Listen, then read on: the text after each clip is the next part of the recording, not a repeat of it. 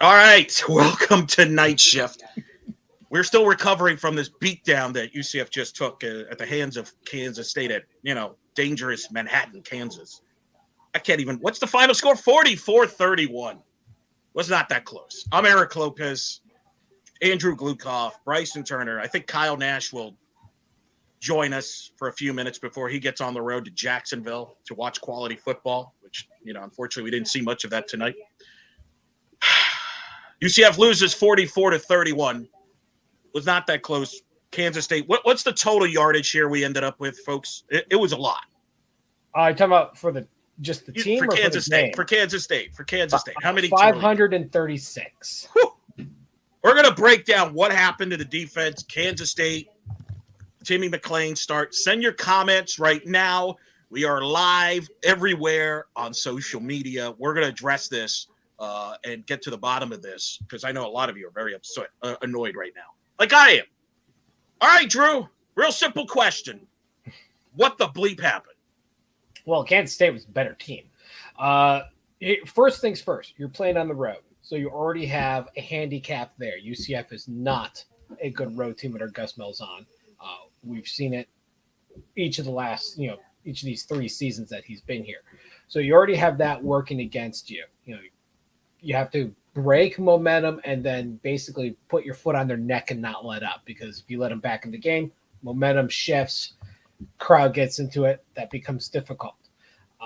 Then you just had a lot of execution problems, bad angles on defense, linebackers being absolutely chewed out. The defensive line was non-existent in its pressure against the Kansas State offensive line. But I mean, you're dealing with Great Plains corn-fed beef now. It's a very different game than against AAC talent. Then you had a quarterback who tried playing hero ball too often. Instead of throwing the ball away or live and play another day, he'd hold on to the ball too long. He ran out of bounds. He takes sacks, threw an interception, and sure, he made got some positive gains here and there, but I mean, those are 50-50 balls. You don't want to throw those. You need to be smarter than that. So there's a reason why Timmy McLean was bounced out of USF and is the backup at UCF, and you saw it tonight. Great talent. All the talent in the world. He needs to work on his mental aspect before he is ready for prime time. Well, it's funny you mentioned that, Drew. I mentioned last week, this was going into the Villanova game. I said, Timmy McLean, don't be Josh Allen. And what I meant by that was Josh Allen, the Bills quarterback, tends to be a hero ball. Cost him the Jets game with the turnover. Don't try to be a hero. And to your point, he tried to be a hero when it just wasn't there. Is that youth? Is that exuberance? I think you described it all very well. You got to know when you live to play another day. Throw the ball away. Don't take some of the sacks that he did. It's just – and he was lucky, Drew. There was a play or two where he just threw the ball up for grabs and it was caught, but it was not the most well-advised throws. It was just – I just didn't feel comfortable with him all night from a decision-making standpoint. Oh, well, that's the 50-50 balls I'm referring to. There were a few of them. Yeah. One actually ended up being a third down conversion. Another one ended up being an interception. That's what happens with the 50-50 balls. Things like that happen. The key is don't do them. Live to play another play or another series. Be smart. That one where he never even looked at his check down, RJ Harvey, who was standing there with no one in the same zip code as him, kept looking, and ended up losing a massive ton of yards, and ultimately, led to the Colt Boomer missed field goal, and that was really where the game truly turned. The momentum was any chance of momentum was gone. Kansas State had all the momentum. The fans were fully invested at that point. They were not able to come back from that. This is still a team that has work to do. You're working with the backup quarterback. You're going to have problems. This is a good Kansas State team. They were able to take UCF out of their element.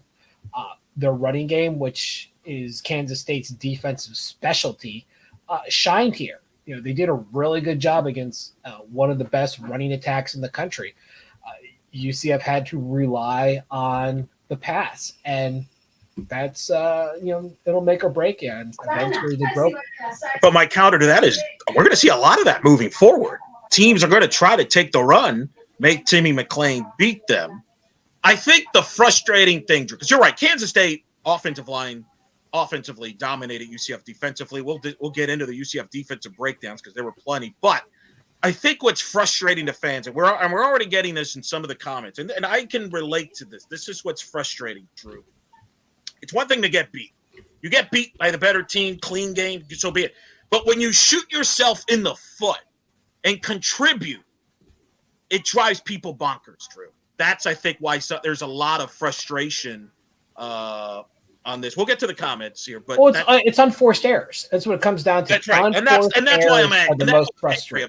That's what I'm angry about, because now that you're no longer in the American, you might have been able to get away with this in some of those games. You're not going to get away with that here in the Big 12, and whether people like it or not, people care about this team doing very well. It's important for this program to do well. Let's get to some of the comments. It's Drew and Bryson, and we'll get to Bryson. I promise. We got. I got to let this go. Well, how about I give you just a little bit of a break, Drew, because Chet Bortz actually has a question. Yes. How many rushing yards did UCF have in the second half? So that is actually something that we can look at right here in the staff broadcast stat sheet right here. So if you look right here, UCF had 44 rushing yards in the second half. You can see in that stat right here. Not ideal, I would say, right there. Not ideal at all. What did you see, Drew, that shut down the UCF? Was it just that Kansas State decided in the second half, we're not going to let them beat us with the run. We're just going to be more. I mean, part of it, too, is Kansas State offense was on the field a lot. They just controlled tempo. Well, UCF had big plays. You look at the big plays, they happened largely in the first half. McLean to Harvey in the first quarter, the big touchdown to Hudson, second quarter. Early third quarter was the second Hudson touchdown, but I was right in the beginning. And then it tapers off. That it started going downhill after that, and they weren't able to generate nearly as much. Same with the rushing. The biggest run was in the first quarter. So I think part of it was Kansas State kind of aligning, because remember, UCF comes from a different style of play, in the American, really an Eastern team versus a Central team. They have different styles, East, West, Central, whatever. So they're built more for speed. It took Kansas State a while to kind of adjust to it and then start to realize, all right, we're going to dare you to do this. And they committed more against the run because they know that's what UCF's bread and butter was, and that's what their defensive strength was. It was always, they averaged less than 2 yards a carry coming into this game, giving up.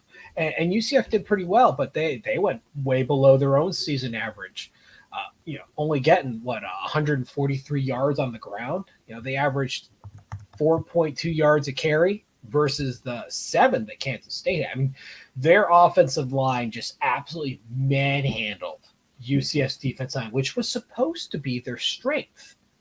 And it just exposed them for really not ready for prime time. Yeah, literally. We got some questions about comments. Motion Star, why did Ricky Barber stop playing? I don't know if that, they had him on a snap count.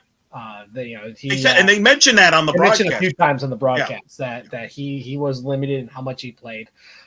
The real question is, and this is where the hypothetical comes in, because of the strength of the running game inside from Kansas State, would a healthy Barber made enough of material difference to really change how this game went? I'm not entirely sure because of how one-sided that position group was. Well, this is one comment that I think kind of gets him. Let's introduce Kyle Nash, who has joined us. A man who has got another doubleheader ahead of him. He's got the Jaguars on Sunday, so he'll at least get to see some good football this weekend. at some point, unlike It's okay. They can't see me because of the branding anyway. No. What's up, guys? Let me ask you this. I was working on it. I know, buddy. I know. Let me ask you this, because I want to follow you up on the Ricky Barber. Ricky Barber obviously was on a snap count. We didn't hear anything about Ricky Barber, did we? At all? About him being banged up? I mean, and this is kind of the frustrating thing, Kyle, because you cover the NFL. In the NFL, there's we would know by Friday what everybody's status is. College football, it's like a mystery. It can be. Yeah. I feel like, well, and I don't know if you remember me referencing this in the night shift podcast here earlier in the week, Elo, but I had mentioned that they were talking about, I think it was Postgame last week, that they were hoping to get him back. With Josh Salaskar had said that after the game. So in my mind, what you're referencing is the NFL is they have them, whether they're out, questionable, doubtful, whatever. Based on hearing that and what us discussing it as we did on night shift, it was either last week or on Thursday, I forget which, but in my mind, he was already questionable in the first place.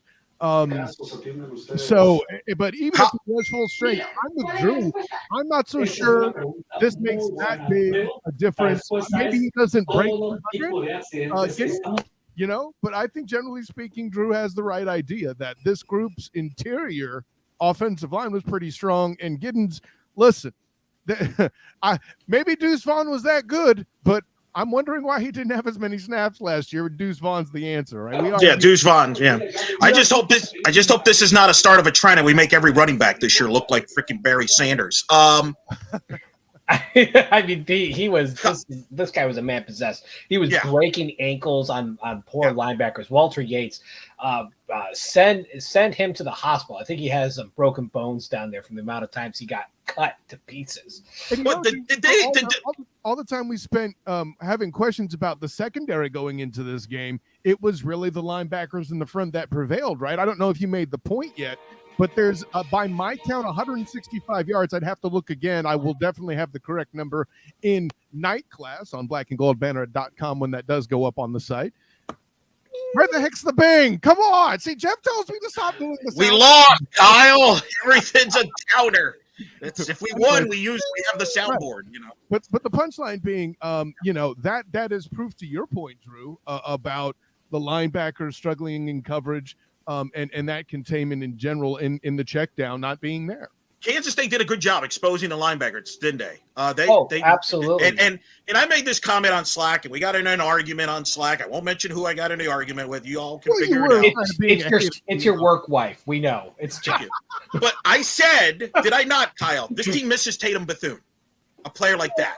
I mean, sure. And the reason I bring this up, because the fans are going to talk about the quarterbacks that are not here, and my point is, I don't think the quarterbacks that are not here is the issue. The issue is a player like Tatum Bethune. That's what hurts more than Luke. Go ahead, Kyle. Yeah, I'll hand it right back to you, Drew. I like that you say a Tater like Tatum Bethune. It's hard for me to lament a guy that's 2 years gone. No. And look, he's made the right decision, clearly. So, I mean, I'm not criticizing him. There's nothing clear about getting past a mediocre, obsolete coach like Dabo Sweeney in an obsolete conference. But you Nolan. Go ahead, Drew. Well, I'm also going to pour a little cold water on this, too. You say we need Tatum Bethune. A player like a Tatum Bethune. You have Jason Johnson. That's the guy who replaced Tatum. The one you're missing is Jeremiah Jean-Baptiste. You're missing him, who was better at outside containment and stuff like that. He was able to cover large. That's why they were able to run a nickel defense so often, is because he could cover a lot of field and do it well. Well, they don't have that. You have Walter Yates, who was supposed to be pushed into the second string. I mean, that explains everything. And his angles were absolutely atrocious. I mean, Giddens ate this guy for lunch. It was completely one-sided on as far as that aspect goes. But Tatum Bethune's a great player. But Kyle, you're absolutely right. He's 2 years removed, and Jason Johnson is an outstanding linebacker. Problem is they never replaced Jean-Baptiste. And with that in mind, too, the reason why I think we should focus on the linebacker spot, too, is this is the first time this year that the argument can be made that this is a full offense. You have athletes everywhere. You have tight ends that can make plays. And the guy who I feel like we did the make look like Barry Sanders, even though he may not be, would be Sanat, right? Ben Sanat had a game. What's he got there? 64 yards. Listen, I don't know that Giddens will get another 200-yard game. I'm not going that crazy, but he's going to have a lot of other big games. All purpose, he had damn near 300. He may not do that again, but he's going to be a good player. He's going to make an impact against. What's funny is they haven't used him as a full-time back. They had Trayshawn Ward, who's a transfer from FSU. They've been splitting, and Ward was out of the game, and it didn't matter. And Will Howard wasn't even close to healthy because he didn't run like he normally would, and they still tried. Yeah. Oh, that's what's so disappointing. Well, there's so many pieces to this. There's the defensive ends who on routine plays got shoved away by their tackles to the point where they're 5 yards behind the play. I mean, go back and watch. It happened countless times. I kind of felt like the interior did a lot of the work too for KSU there. I feel like the defensive tackles were handled in a way that obviously they were going to face the stiffest competition in this game, but I don't know that we'll have other interior O linemen that push these dudes around the same way. At least if you're a UCF fan, I hope not. Yeah, and remember, this is not a bad Kansas State squad. Correct. They won the conference last year. They're still returning talent. We saw some tonight, and so I don't think this was a fluke. Kansas State, I think, is the better team. They're a little more cohesive. They were playing at home. They had that big advantage, and they didn't make as many high risk moves. See, the thing about what padded McLean's stats is there were a lot of jump balls that you had to have great receivers like a Kobe Hudson, jump up and just pull those things down. But those were high-risk plays. If you look back at Kansas State's plays, they were relatively safe for the most part. They were just really, really efficient at taking care of the basics of what was needed, opening the hole, giving protection, managing the mismatch. I mean, as you said, Sanat just absolutely carved up the linebackers. No one can keep up with him. Well, again, 165 yards to guys that aren't receivers. That plays right into your point about low risk, right, Drew? Oh, absolutely. I mean, those are your checkdowns and your safety valves. You're taking advantage of. You have a quarterback that's not 100%, so he's going to make some less risky moves, and it worked to perfection. And we need to be careful using the term check down, though, Drew, because to your point as well, in exposing that linebacker group with the tight ends, they were sometimes where they were clearly the top target, right? Well, at that point, I mean more of like the play design.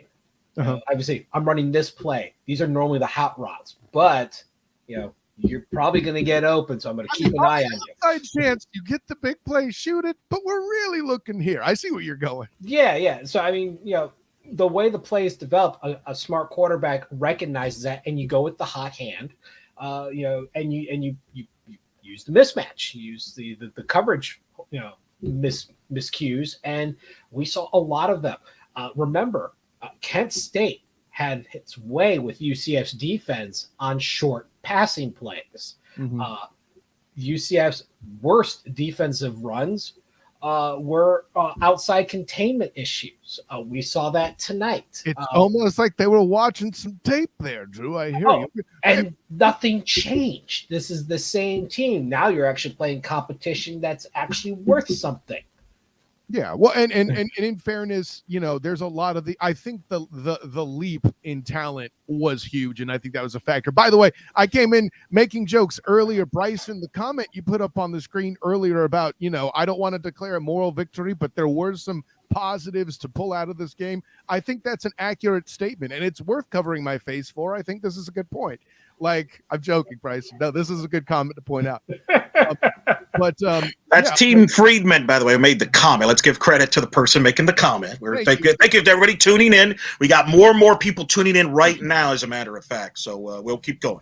But with all that in mind, I think there were a lot of great takeaways. Yes, at the end of the game, and I know Elo and Drew were going to take their turns with their proverbial baseball bats to beat on how Timmy McLean closed this game.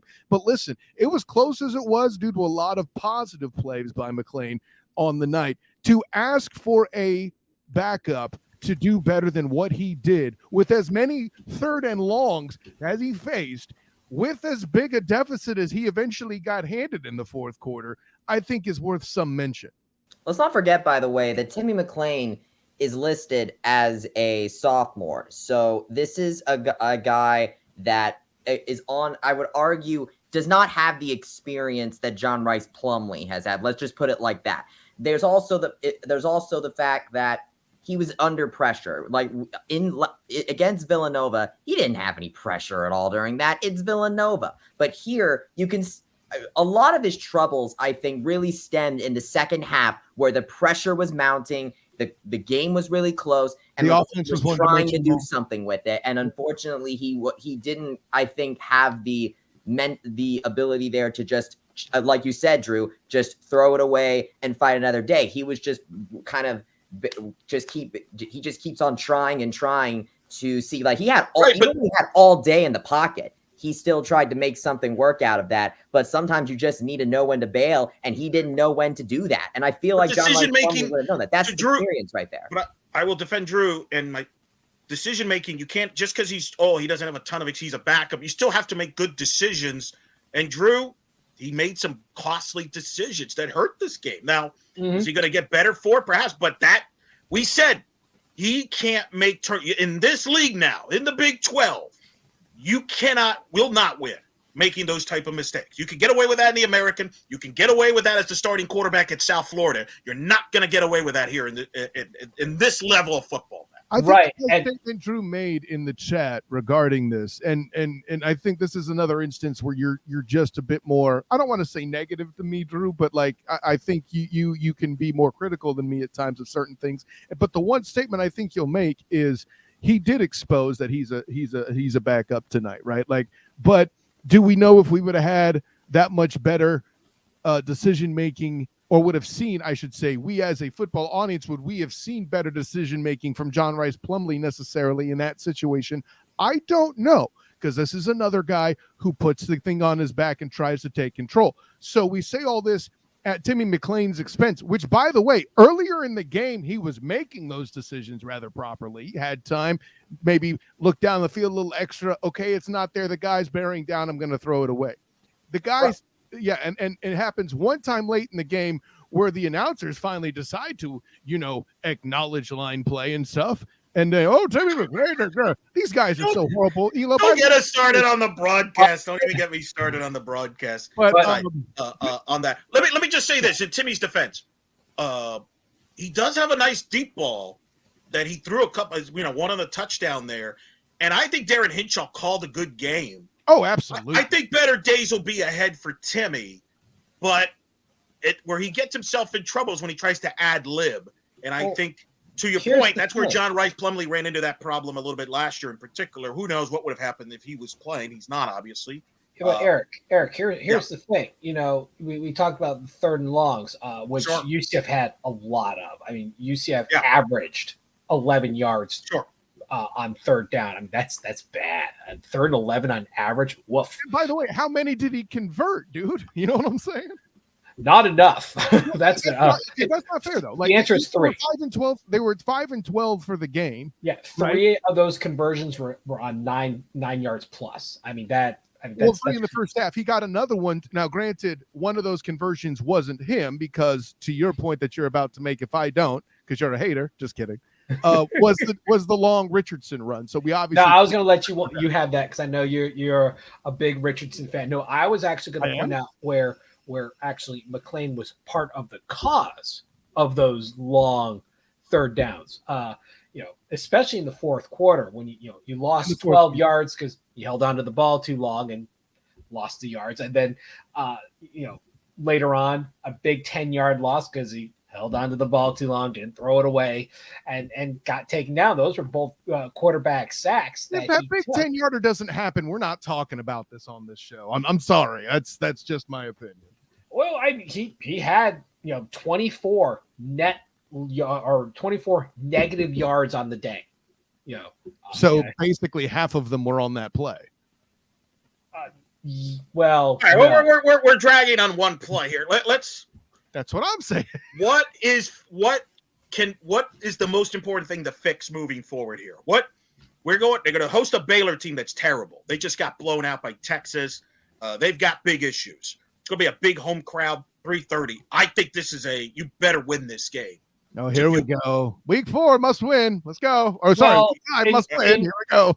In Eric's defense, you're playing against a team that's not as good as you. Kansas I don't want to hear that. Yeah. Kansas State was a good team. Baylor is not a good team. So, this is a game they need to win. It's their first home game. You have to stop the bleeding, reestablish a positive momentum as you go into the second, heading towards that second half of the season. So this is definitely a potential momentum shifter. They drop the ball against Baylor, and the wheels can really fall off. I agree 100% with that. I agree. And look at the schedule after Baylor. You go to Kansas, who I think has if you guys think Will Howard's good, the Kansas kid Daniels is way better than Will Howard. Oh, he's the most dynamic quarterback in the conference, easily. Quinn Ewers is a good quarterback. This already, yeah, absolutely. But we've seen what Kansas did last year. Regardless before of your injuries get caught up. Regardless of your Leipold fanhood, Drew, you've been talking about Daniels at quarterback for some time. Yeah, once again, I am the Florida representative of the Lance Leipold fan club. Woo! That's gonna be an awkward week that week. Let's not forget Keaton Slovis of BYU is no slouch either. Well, but UCF doesn't play BYU. But thank goodness. As far as in the Big 12, I mean. But look what happened today. Kansas beat BYU, and I watched that. Daniels. If Daniels is healthy, they're going to score points, and that's my disappointment, guys. We talk so much about this defensive line and how this defensive line is good, but Kai, I want Drew said they got exposed today by Kansas State. Do you agree with that? Did we overrate this D line? Yeah, 1,000%. Listen, and listen, I was waving the flag hard for these guys, and you heard my lead to back Drew up. Listen, I don't think Ricky Barber makes that big a difference. You hear that, Jeff? I'm not going to say so much to say that they look small. But they were very certainly dominated. Isn't this one of those things though? When you're getting beat up in the line, you look smaller than maybe you actually are when you're getting physically beat up. There you go, exactly, and I agree with you on that. And listen, I don't know. What brought KSU to the championship? Listen, we could talk about Duggan and Max Duggan and all that stuff that he did last year with TCU and KSU. Oh my God, it was a great game and blah blah blah. Which it really was a great game. But you don't get to that point without starting in the trenches first, right?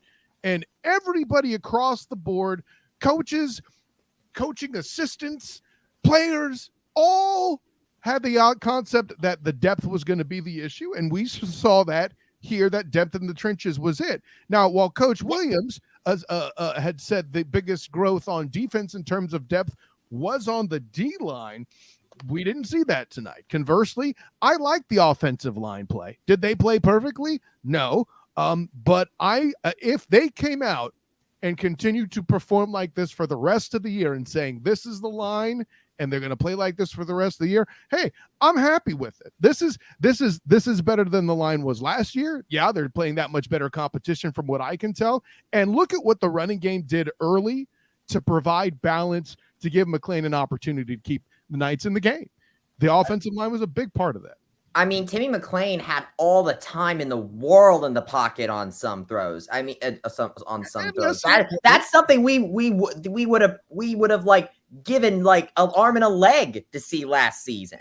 So yeah, the O line is definitely except Tylen Grable. I think someone needs to do a wellness check on this guy because he was beaten so badly in this game. There may be nothing left of him. But how much? I mentioned this on the podcast. UCF played Villanova and Kent State, and with all due respect to Boise State, you keep insisting on they're not.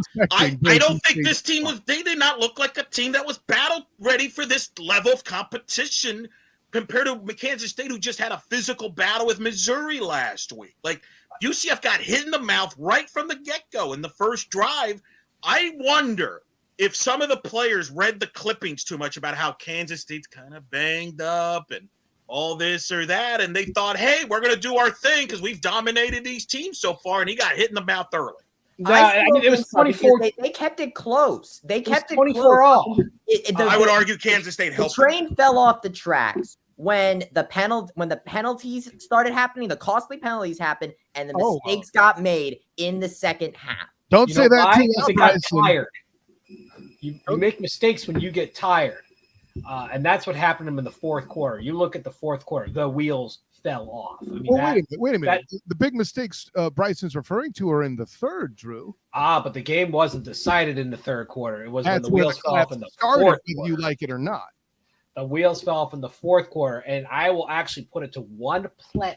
Let's just say the lug nuts came loose in the third quarter. Let's put it like that. The wheels. Yeah, they need third and 24 converted to even keep the next drive going, for goodness sake. But nobody wants to talk about that. I mean, there are just weird plays. Even the announcers were dumbfounded, but of course they were dumbfounded because they were dumb. Wait, hold on. Wait, let me just say this because Kyle, you're the witness. We said I vote Devin Garner for a Razzie for bad sportscaster of the year. For acting like a broadcaster.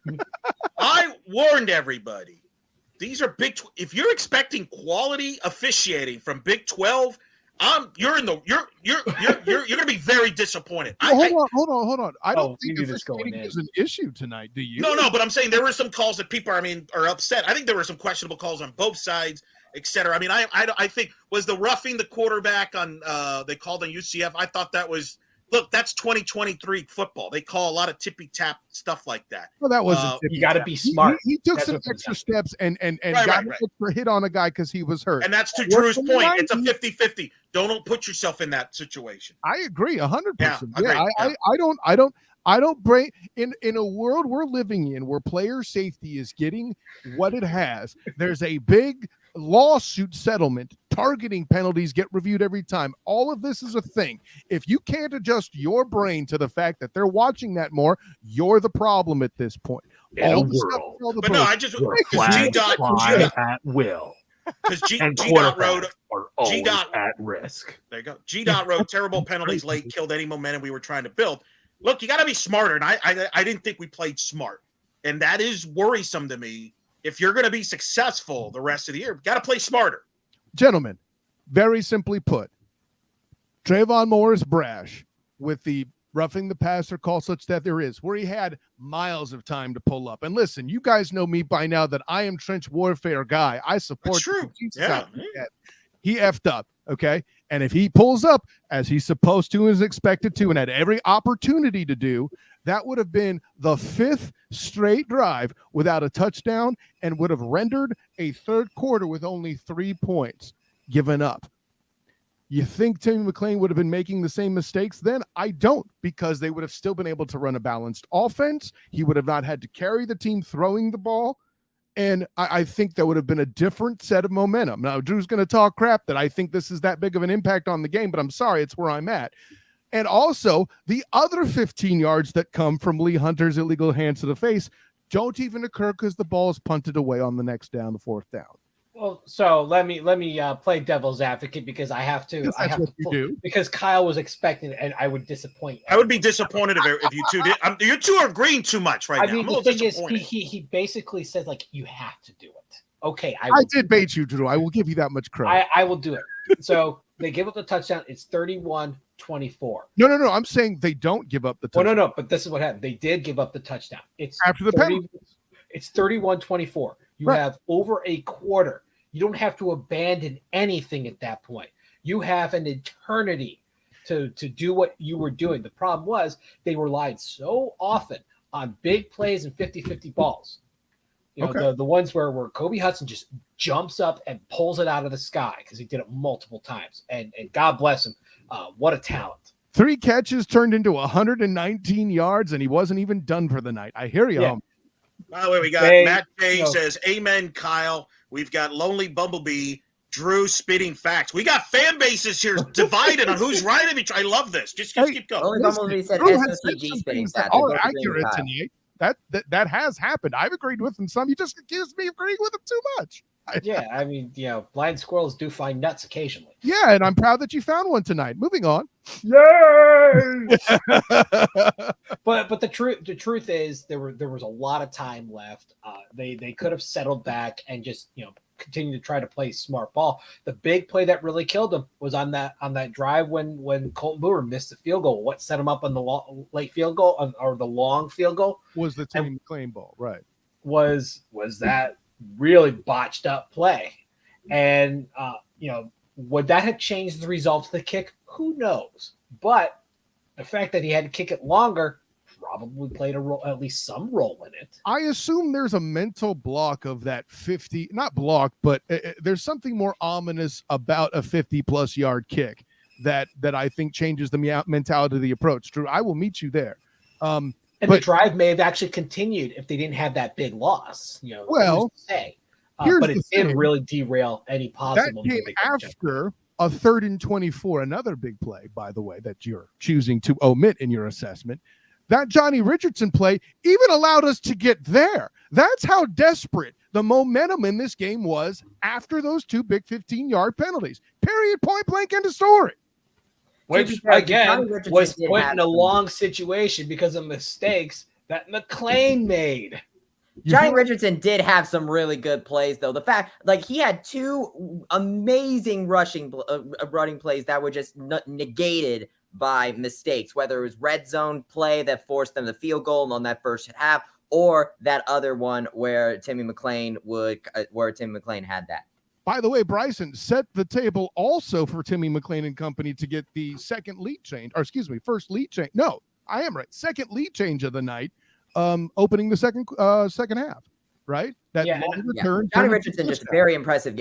Honestly, a very impressive game out of him tonight. And that's what I think a lot of people are really mad about, because you can look at a lot of people that had some really good games. Kobe Hudson, great game. Johnny Richardson, great game. Heck, even Timmy McLean, I would argue 75% of it, good game.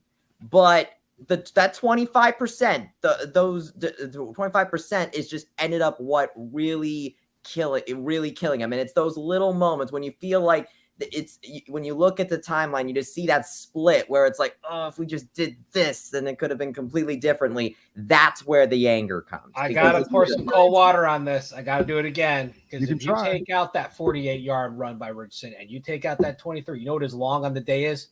4. This was UCF's game in a nutshell, was the big play. They knew though. That's been Gus Malzahn's approach since arrival. He's looking to he's looking to set things up to get that big punch, and that's why Richardson's there. I mean, I hear what you're pointing out, but Richardson's job in this offense is to be a home run hitter, right? Right. They all offense to do this against. Technically, they're all meant to be home run hitters in different ways. Richardson was able to find a couple of spots.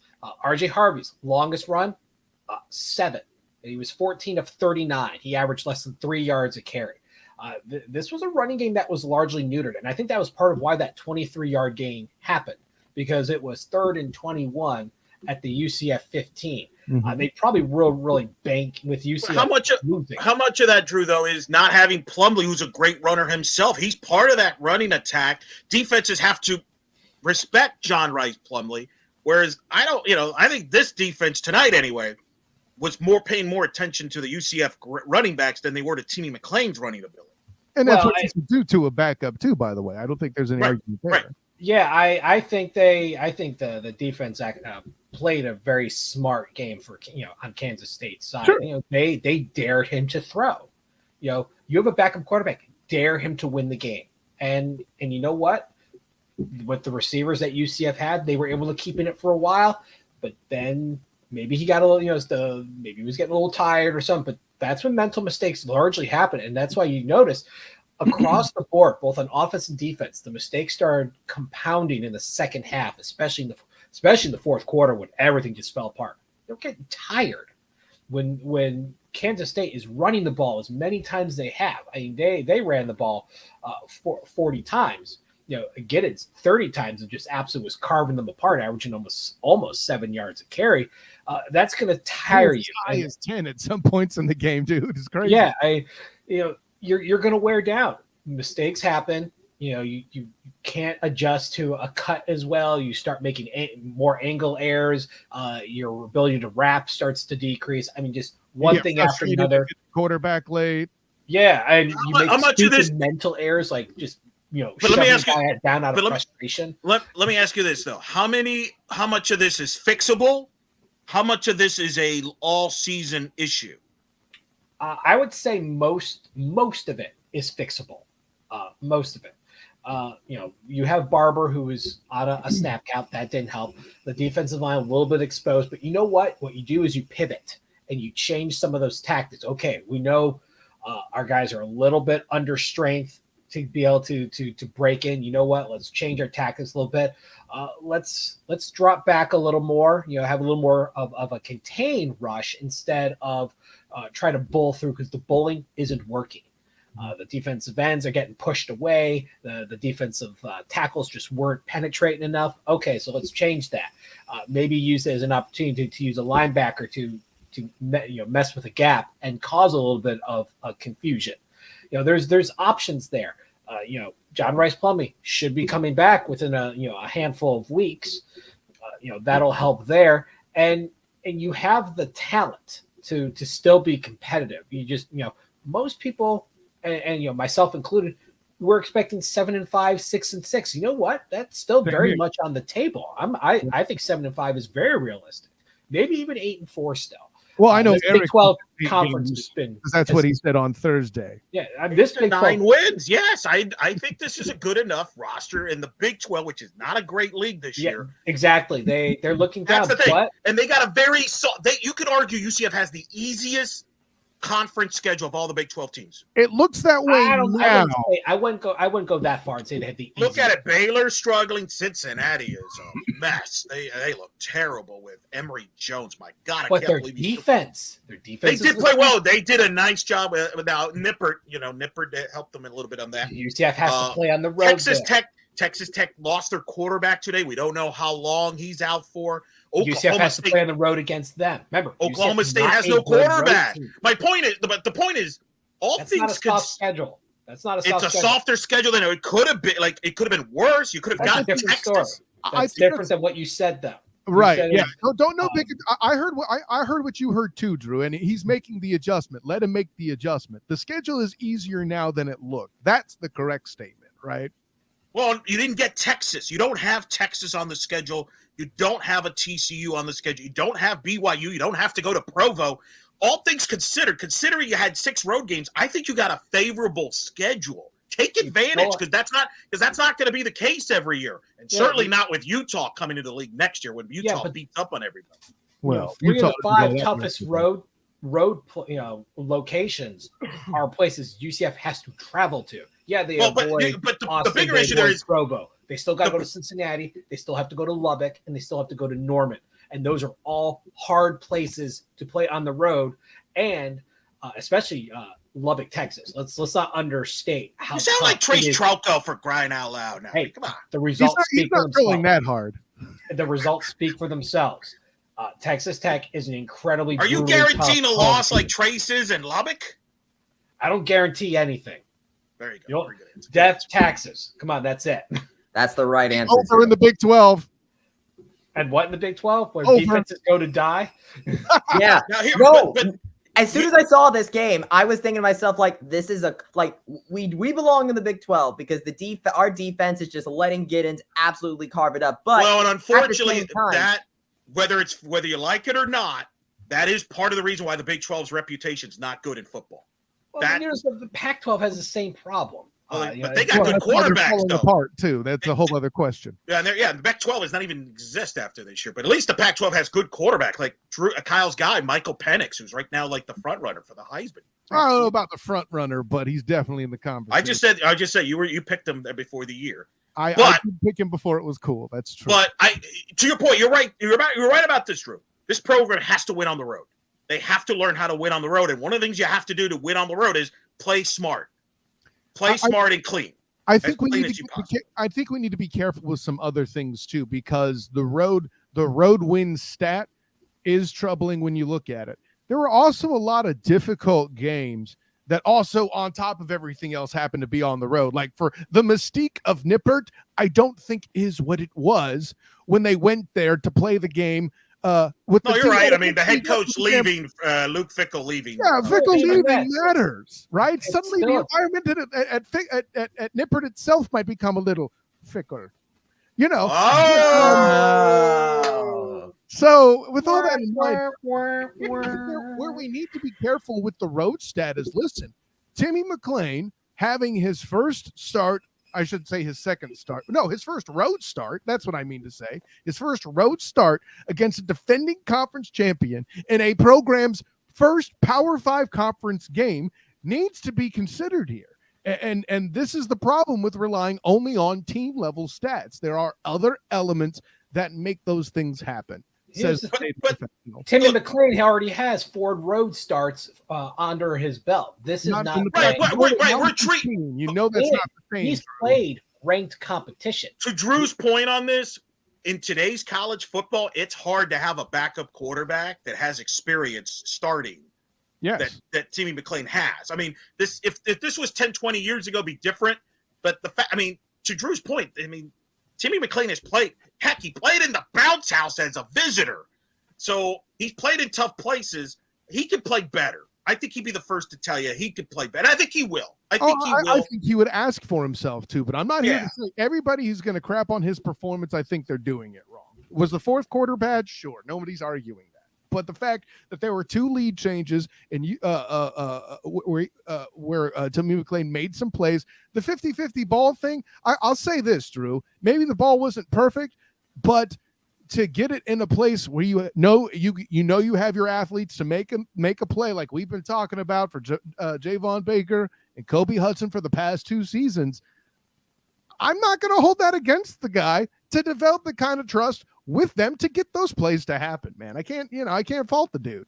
Well, the thing is, you can't bank on him. That's what it comes down to. You can't bank on the 50-50 balls. I think even Gus would agree you can't bank on making that many 3rd and longs convert, bud. You know what I'm saying? Well, this team's got to run the ball better than it did in the second half, right? I mean, they put too much. Maybe there's too much in his shoulder in the second half. This team's going to have to win. This team is going to win if they run the ball successfully. And if they didn't do that in the second half, that's the thing we've learned. Like, well, the good thing is they're not. This may be the best rushing defense they play against all year. Oh yes, so, I think Oklahoma's pretty good. They're pretty good, but Kansas State's they're better. We'll see. That's just like this game was a rushing failure. I don't get that necessarily either. Now, Drew, I get your point about a few home run balls being the difference, but it's not like they were horrible at running the football. You know, well, they weren't good. You take again. RJ Harvey, 14 for 39. That's not good. You know, Johnny Richardson was 6 for 76, but one of that was on a 48-yarder, and one was on. And first of all, I love the fact that you're taking out the long run away from our days at the Student of the Game podcast where we did that together. I understand that, and it's a good stat for you to drop. But at the same time, you got to take in account the wildcat snaps that are used in short yardage by Harvey. Granted, there were fewer of them tonight than there would be in other nights, I think, but I think that action kind of changes his number to be better, to at least get over the 3 yards of carry that you would expect, right? And, throwing in Townsend, to get a few plays in there, I thought was a solid touch. And I think McLean's numbers are getting dragged down a touch too for being things that were runs that weren't designed runs, right? That's back to Jeff's favorite statement of the stupidest stat in college football, the stupidest stat rule of college football being that. So you're looking a little too much into those numbers. For this defense being as vaunted as it was, UCF did an awful lot to keep themselves in the game for this long. While you are correct about the direct snaps, let me twist it around. The number of direct snaps in the game, let's see, 3, 4, then you have the garbage one. So 5 direct throw. That doesn't count. You have 5 direct snaps that he ran the ball, right? Not including the pass. 5 that he ran. Oh, so okay. So now you have 9 rushes. When you're the starting running back, that's not enough. That's how good. That's a coaching question. If he's only getting 9 legitimate touches, air quotes, right? Well, that's also that Kansas State had a very good rushing defense because again, RJ Harvey was largely irrelevant in the running game. They had some drives with good field position too. Granted, give credit to the defense. We've been bashing him all night. We got a fourth straight game with a takeaway, so there's that. They had a short field based on that, which could account for some of it. There's fewer touches on drives where you have big plays, like Johnny Richardson hitting that big play early. I mean, heck, UCF was down the field almost immediately in 2 plays. And then there was another short field drive started by Johnny Richardson as well. So there's aspects of that in there too that account for the number of touches that are available on the table. I still agree with you. Maybe they should have used RJ Harvey more. Maybe the run defense was what swayed that. But I'll put it this way. Until that third quarter where the ball fell out and the defense made the mistakes that it made, the structure and balance of the offense was still pretty good, right? Well, yeah, obviously once the bottom fell, it was pass. Right.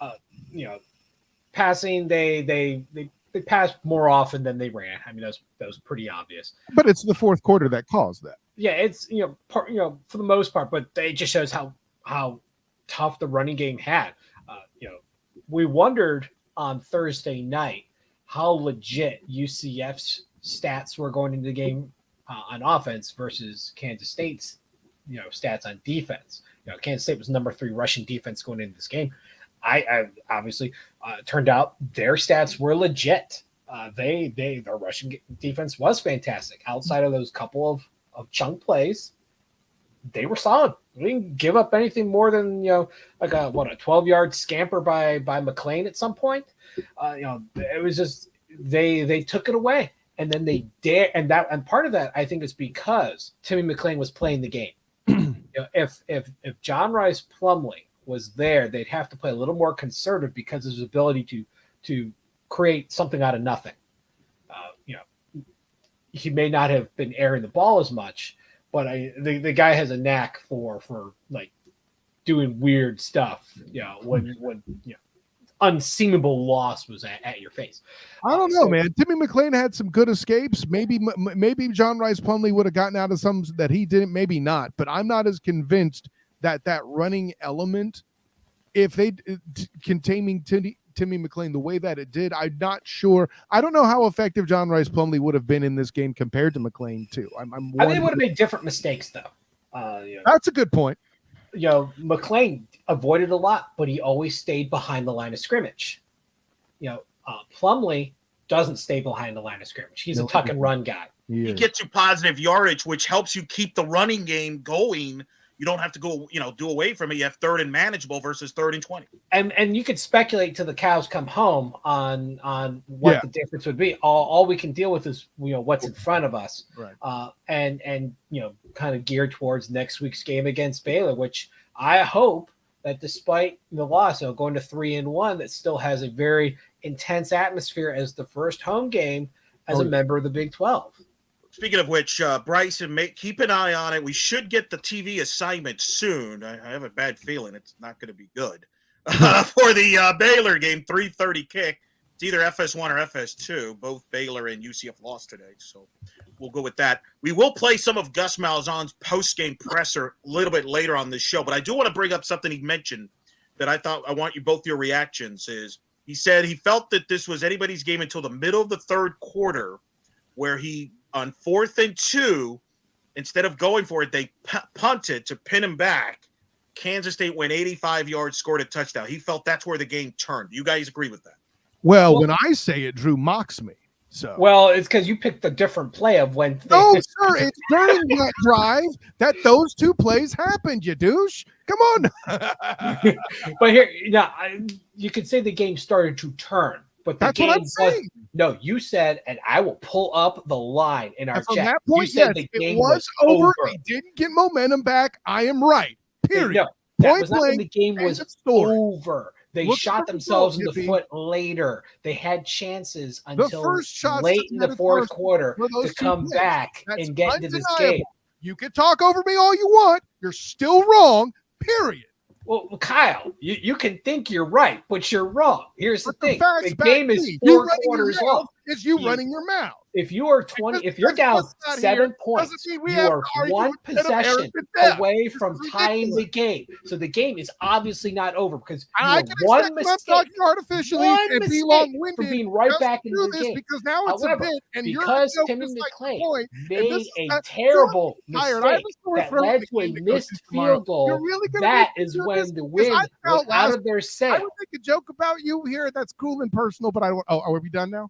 Okay. Well, I mean, commenters, let us know how much of that you got. So when you guys listen to the replay, just tune out Kyle because he actually didn't say anything there. Wow, you're still wrong. And he hates to admit that he's wrong to me. Right, so let's stay for the record. This might be the when you say stuff that's right. I agree. I got accused. So according to you, Ohio State would have lost the game because the game was over. But guess what? That's not they won the game at all, dummy. That is not the same. Right, so let the record show this is the greatest night shift of all time. No, the greatest one was where I dunked on you about Connecticut and women's basketball. Oh, I thought it was when my wife was screaming in the that was a live show. That was the watch-along stream.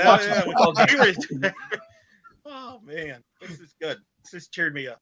Fun. Lonely Bumblebee really described it. We shot ourselves in every toe. Gus can say that maybe the momentum turned with that drive. Maybe Gus has a point. That's where the momentum turned Kansas State's way and it didn't leave. But when UCF got out of the game once the mistakes happened. Let's go with science here. When the scales start turning, it takes time before they completely fall. So yeah, the momentum started to turn, but it didn't completely fall until they started, they missed that chance to at least cut that 7-point deficit to 4 or less. Once that happened, and then they started marching upfield, that was it. Then this is what I'll say so you could stop being a hippie about it, all right? I in my mind, UCF wasn't going to overcome that momentum change for the very reasons you yourself point out, sir. They're relying too much on deep balls. They're relying too much on converting long third downs. And now their game is truly going to be one-dimensional because there's not enough time to do anything else. And the only reason they even hold on, Drew. The only reason that they even maintained it any more than that and that Kansas State didn't get a chance to put up a damn 50-burger was because Johnny Richardson converted that 3rd and 24. It could have been over right there. What kept him in the game was the 2 personal foul calls again, or the personal foul and the PI against Kansas State. Didn't that happen after the 3rd and 24, though? That's my point. It also happened in the 4th quarter. Okay. Next question. Game wasn't over. 24 is the only reason you're even having the opportunity to bring those up. And you know what? Fluke plays happen. How many fluke plays happened all game? You could have easily a fluke to keep them in the game. Why can't you grasp that? It was a fluke that kept him in the game in the 1st quarter and the 2nd quarter and the 3rd quarter. That's a lot of flukes, Drew. You don't think very much of this team, do you? Well, let me ask you both. Either way.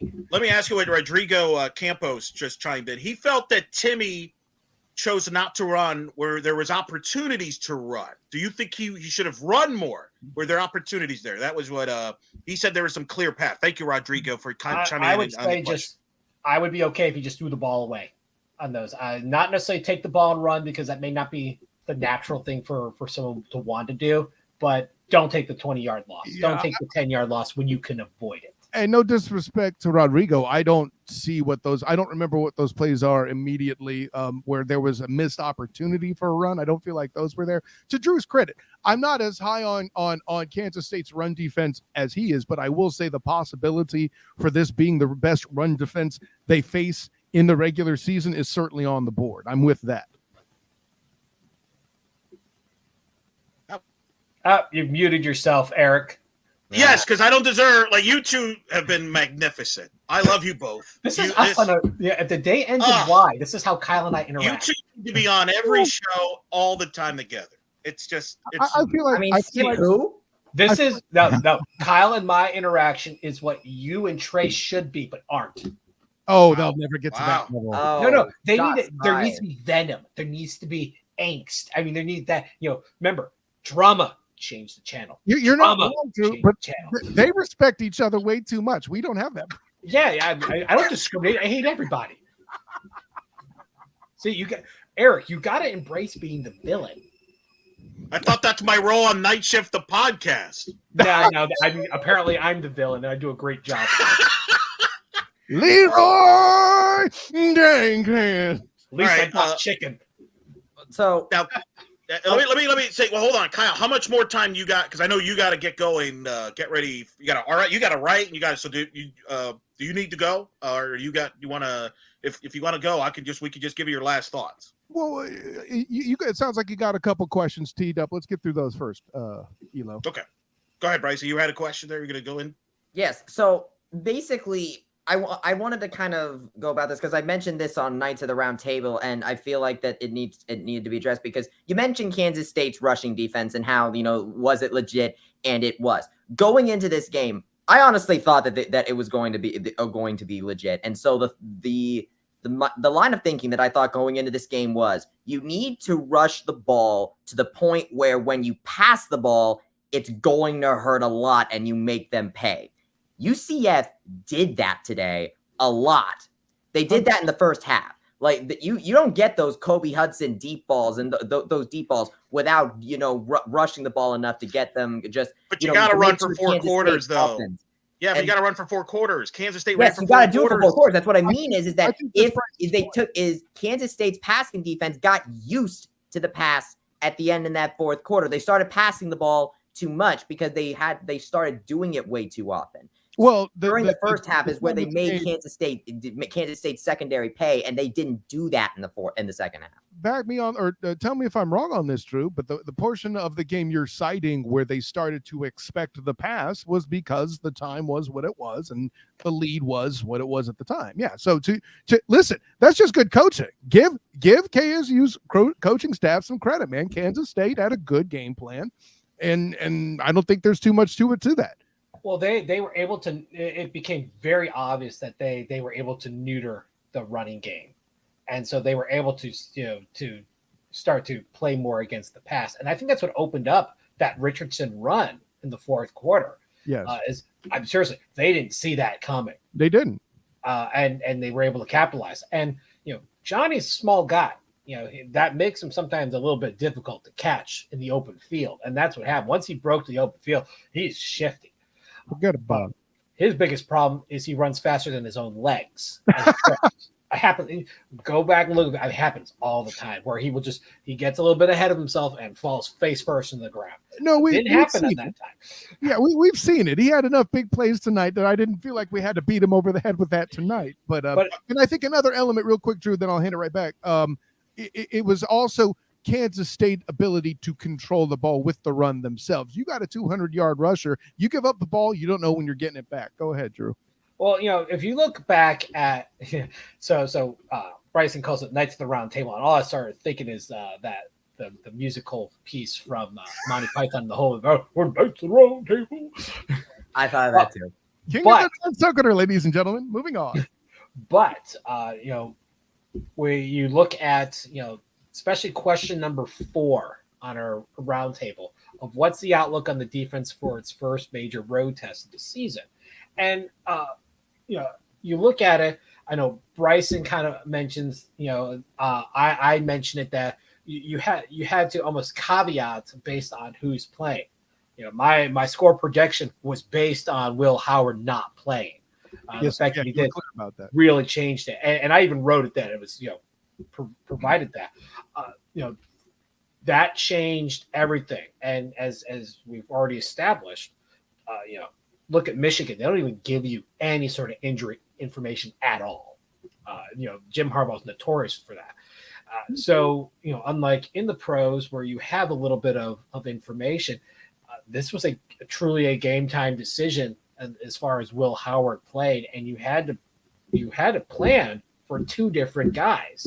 And that also can cause a problem. That's, we've seen Gus Malzahn do that at times. Well, it sounded to me too like the coaching staff lied to the broadcasters because they kept saying, "Oh, we're going to see Avery Johnson. We're going to see." I don't think we ever did.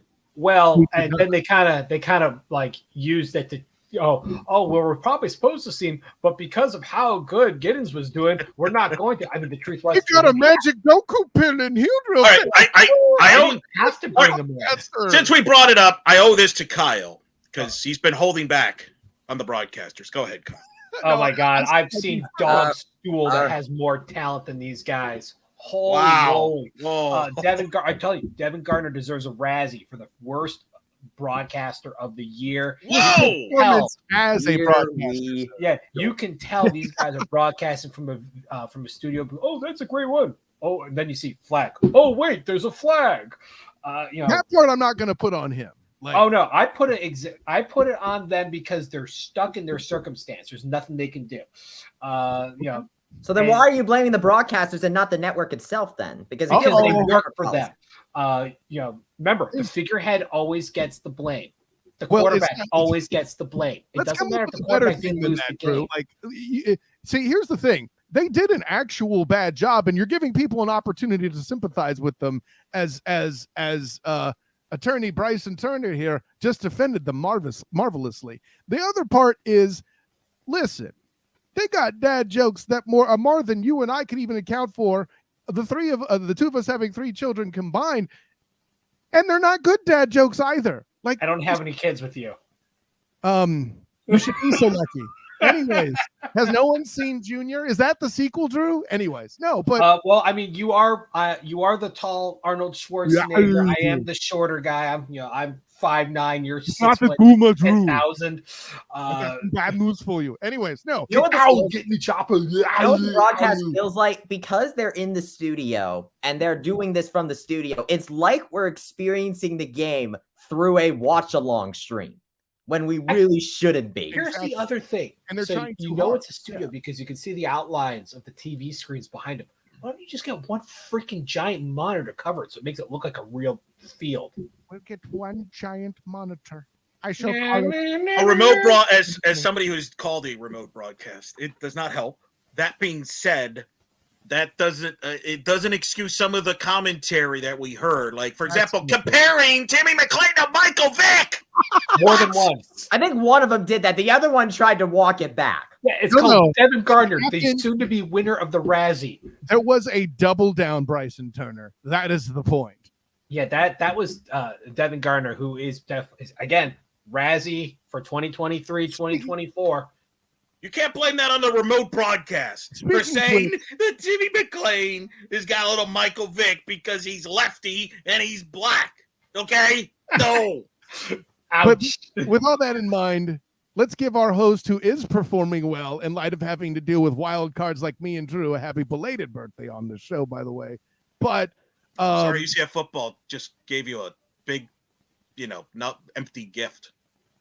Well, Grayson. But lump of coal. Yeah, thank you, Drew. Thank you. Happy I had to watch my language there for a moment. How is it that the person who doesn't celebrate knows about the lump of coal? What are we doing here? Because it's all about Chris Mahana Kwanzaa.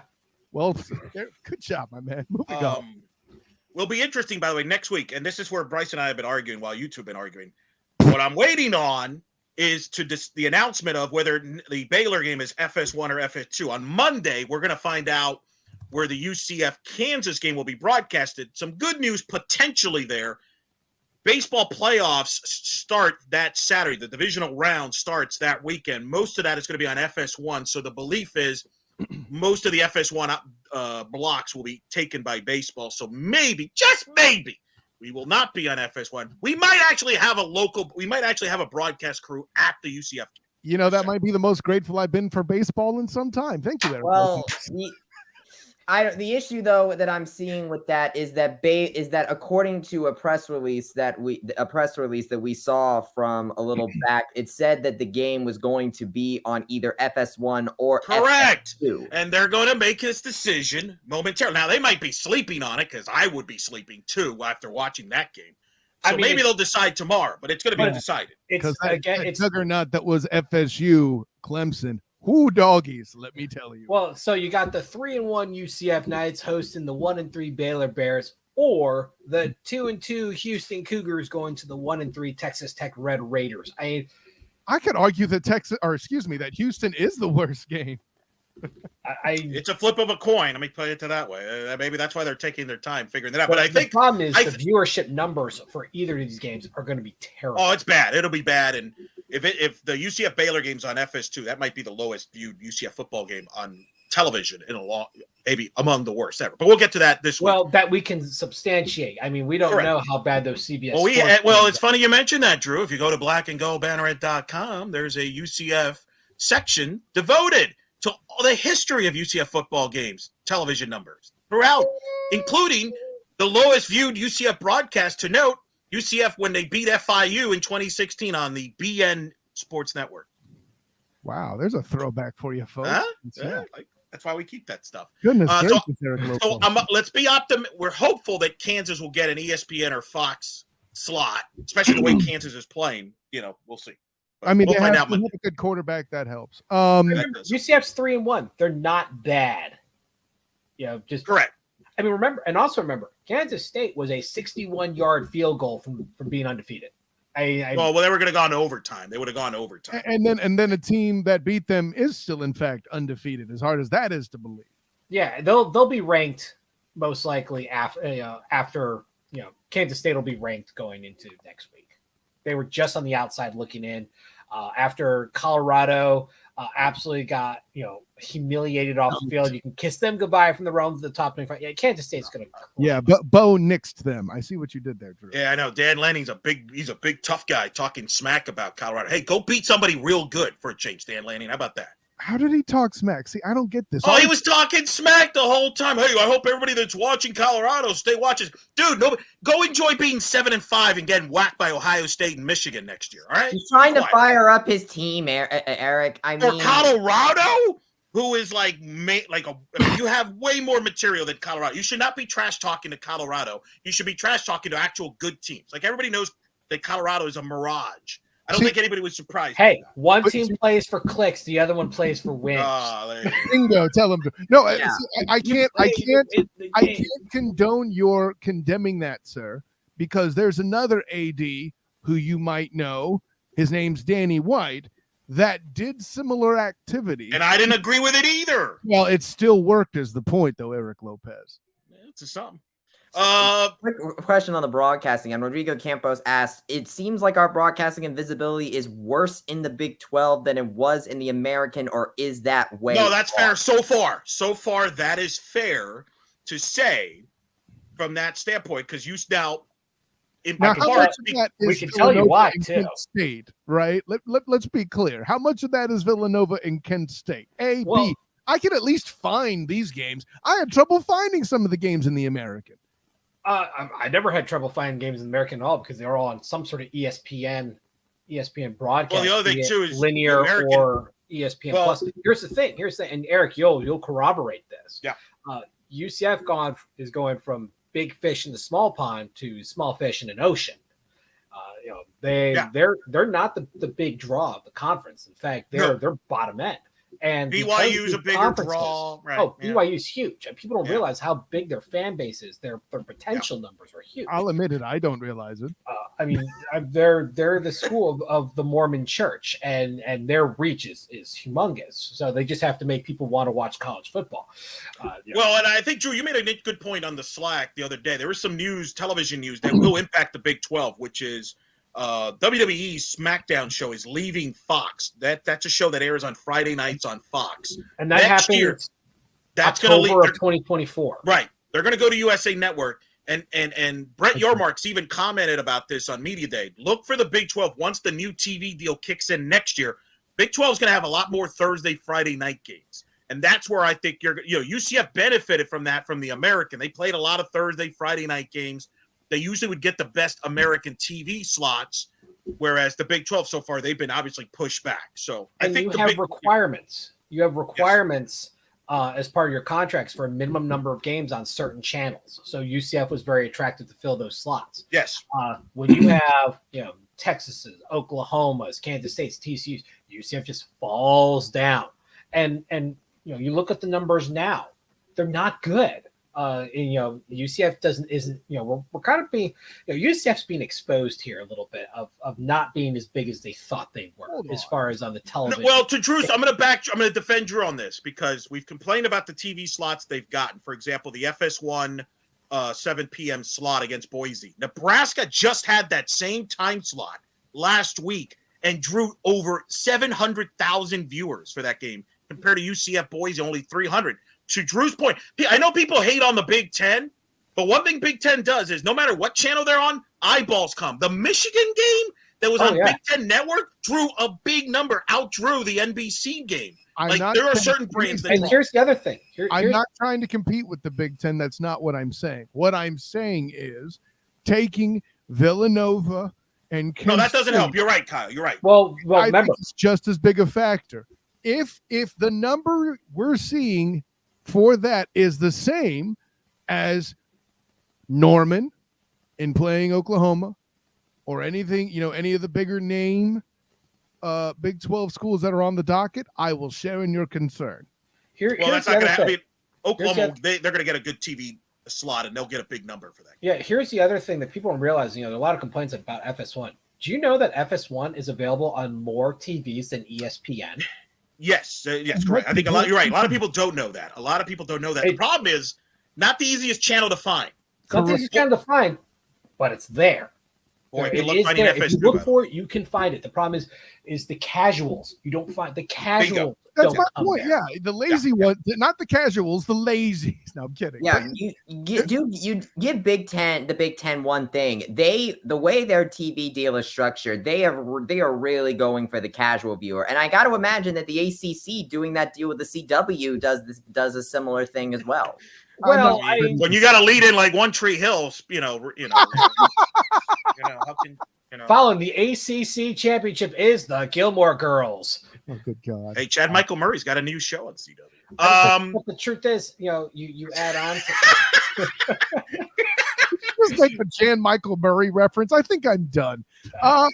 Yes. In fairness, let's let Kyle go. The poor guy has an article to finish writing, and he's driving to Jack. Who the Jags playing?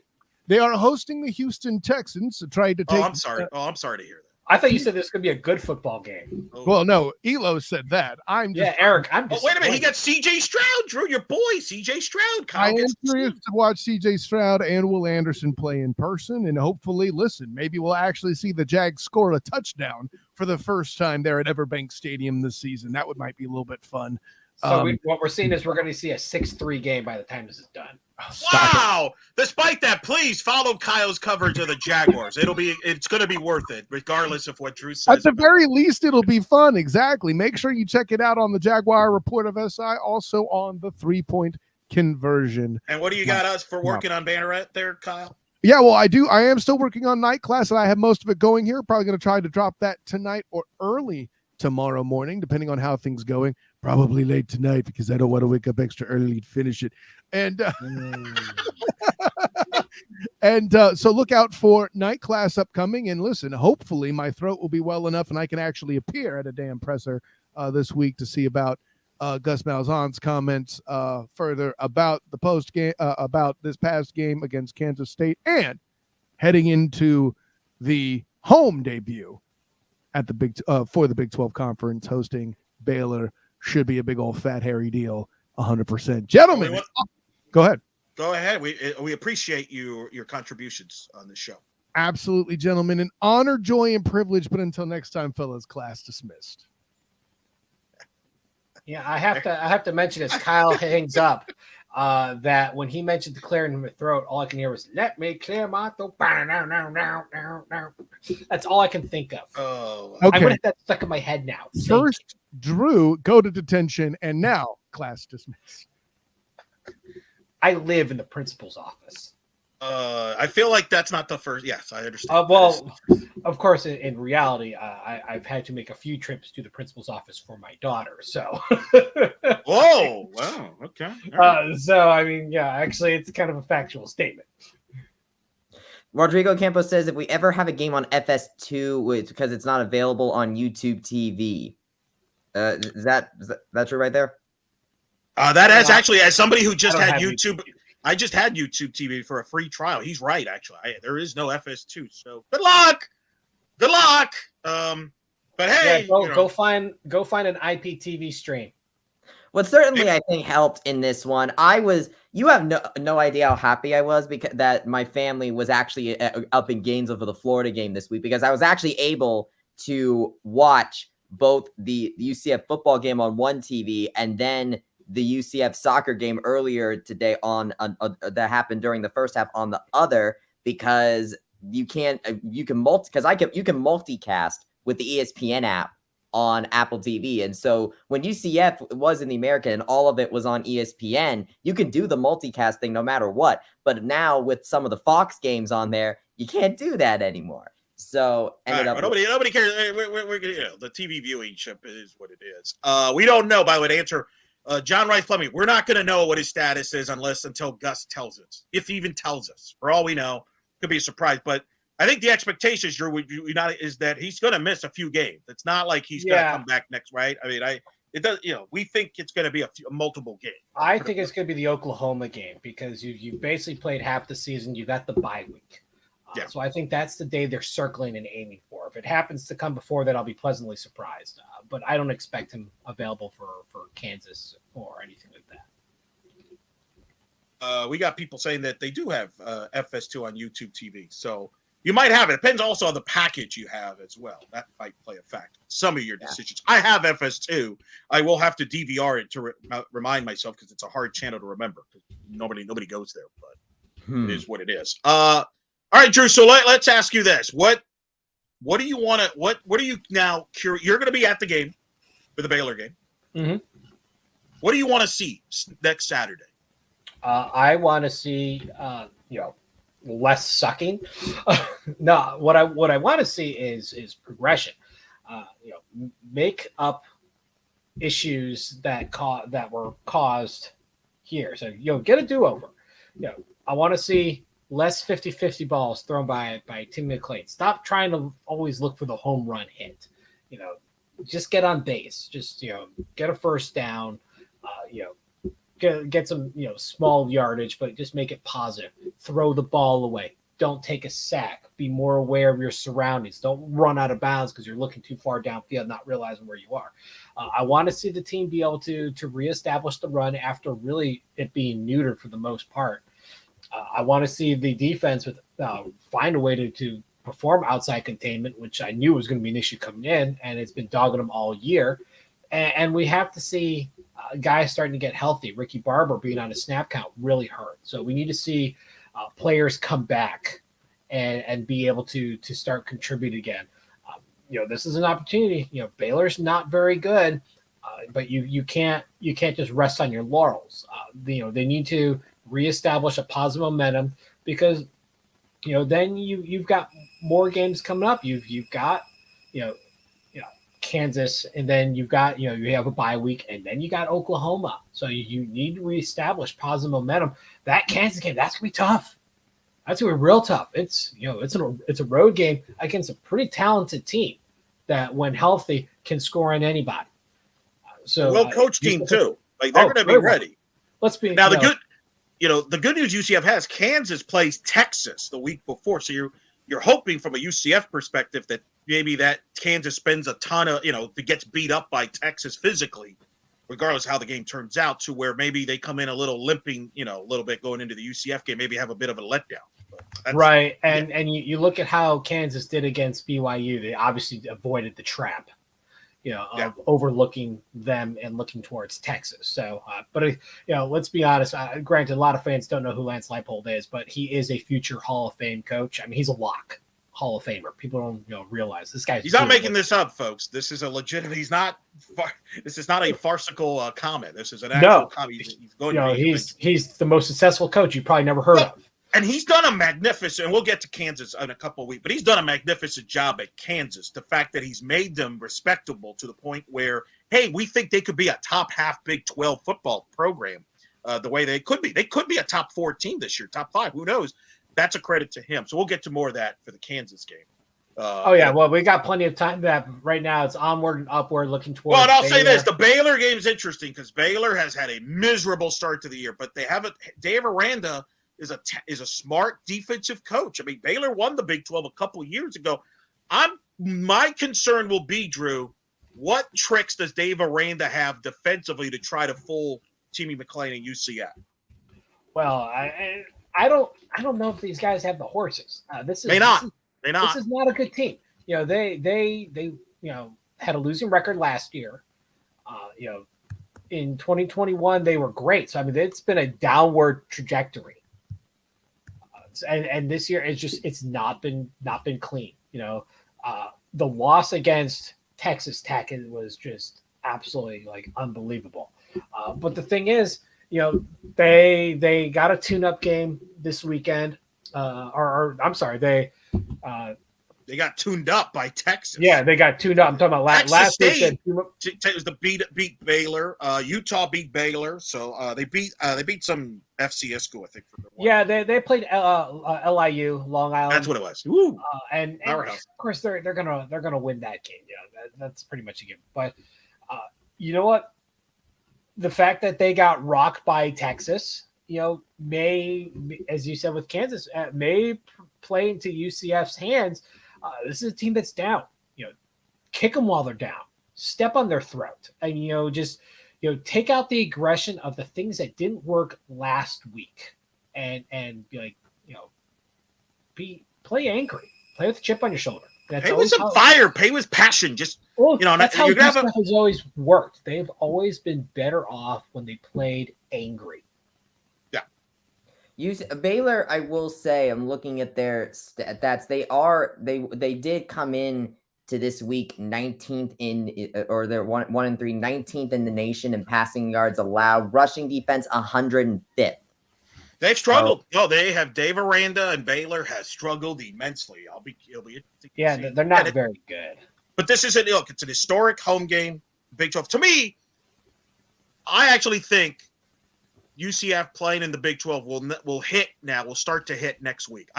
It's weird when you're on the road and you're watching the game on TV. Yeah, it's a Big 12, but when you're next week, I think watching that game, watching the logos on campus, I think it'll hit home that you're Big 12. I think it's going to be a great crowd. I think it'll be a loud crowd. I do think UCF needs to get off to a good start, Drew, because if they struggle, I could see the crowd getting a little restless and a little murmur a little bit. It could get negative at times. We have seen guys get booed off the field before. It's not unprecedented. Yeah. Though I don't. So I think the start of the game is going to be important. Well, UCF usually starts off pretty well. Yes. Yes. The fact that you only put 3 points on early in this game was a little bit of a surprise, but that UCF is good, because usually the first 15 plays are scripted. They're good at the scripted portion. It's when things become unscripted that things kind of start getting a little wonky. But I think UCF's going to come out swinging. They're going to test Baylor and just see what they bring, but they're going to reestablish the run. That's what I think they're going to go back to that. They knew Kansas State had the run defense. Baylor does not. So they're going to go back to that and take pressure off Timmy McLean and allow him just to be. You're muted, Eric. Interesting. All right. No, I was grabbing do you want to hear what Gus had to say, Drew? Yeah, let's hear it. All right. Let me load up Gus and hear what he had to say following UCF's loss to Kansas State.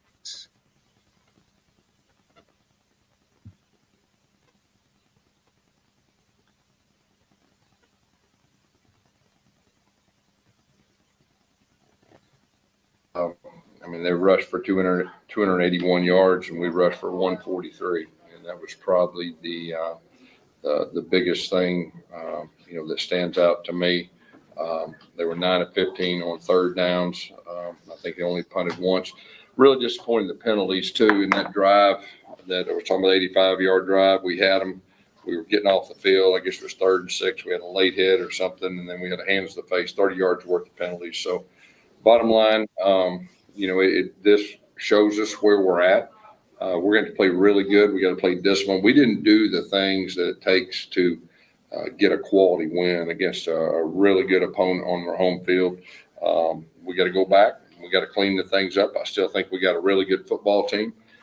We just got to do things better. And, our quarterback, that was his first rodeo in this kind of environment. There's a couple things that he'd like to have back that I think that he'll improve on, but he did make some plays in the passing game. We needed some of the big plays, and he made some of those. But like I said, overall, we just didn't do what it takes to win against a quality opponent on the road. Questions? You just talked about your quarterback making plays. He made a big one towards the end of the first half. What was the feeling at halftime after that flea flicker? And obviously, we're going to be in good position getting the ball. We felt pretty good, and then went down. I guess we scored coming out of halftime or whatever to take the lead, and so we felt like we had some momentum.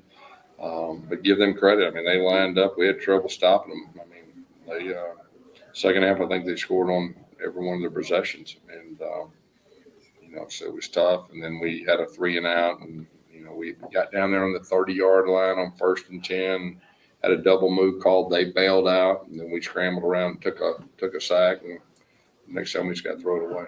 Gus, how much you talked about this week about preparing for the environment, using crowd noise maybe to kind of help you guys out. How much was that a factor in the second half? You guys had a couple of delay games and Timmy at times. There was one of those times we didn't get to play in fast enough. It wasn't on him. We got to get to play in faster, and then we had some checks and things like that, and that wasn't good. But yeah, that was on us as coaches. What's the most frustrating part about the penalties, the lack of discipline? Well, I mean, that's coaching. That's my responsibility. We have 10 penalties. Obviously, I've got to do a better job, and we will. We'll there's quite a few things that we'll correct, and we'll start on. We'll get back. You used the term measuring stick. First Big 12 game, what did you take away with your team and where they need to be? Yeah, we did some good things. We just didn't do what it took to win. We've got to grow up. I mean, that was our second start for our quarterback. We started a new center. I thought for the most part, both those guys did some good things. We had a couple of our top guys that weren't able to play, but I really think we got a good team, and I know we'll improve. I got to believe that's one of the best, if not the best team in our league, or one of them. And we played a tough environment. We knew we were going to play well. Now we did expect to play well, and we expect to come in here and win. And I give them credit; they're a really good team. They're really well coached. What do you think your guys learned tonight? That we got to play better, and we got to be more disciplined. And it all works together. I mean, we need to coach better too. I mean, it's all of the above. And when you play a quality opponent like that, you know exactly where you're at, and everything gets exposed, which is really good moving forward. Now and there's not any questions. Oh yeah, we're really good in this area, or we're not as good. No, we know. So the good thing is, we know what to work on, and the goal is getting better, and I really believe we will. More on Timmy, he had some big moments, but also had some moments of decision making. Yeah, and I think all those are correctable. I really do. I mean, they're all correctable things, and it's very important to him. Like I said, he did some really good things too, and every time he goes out there, he'll do better. Defensively, what did you think? I mean, like you mentioned earlier, you guys couldn't really stop them in the running game. They really were able to kind of run almost like Will. Yeah, that surprised me. I thought we'd do a better job stopping the run. Give them credit. I mean, the running back rushed for 207 yards. Yeah, I mean, we didn't stop them.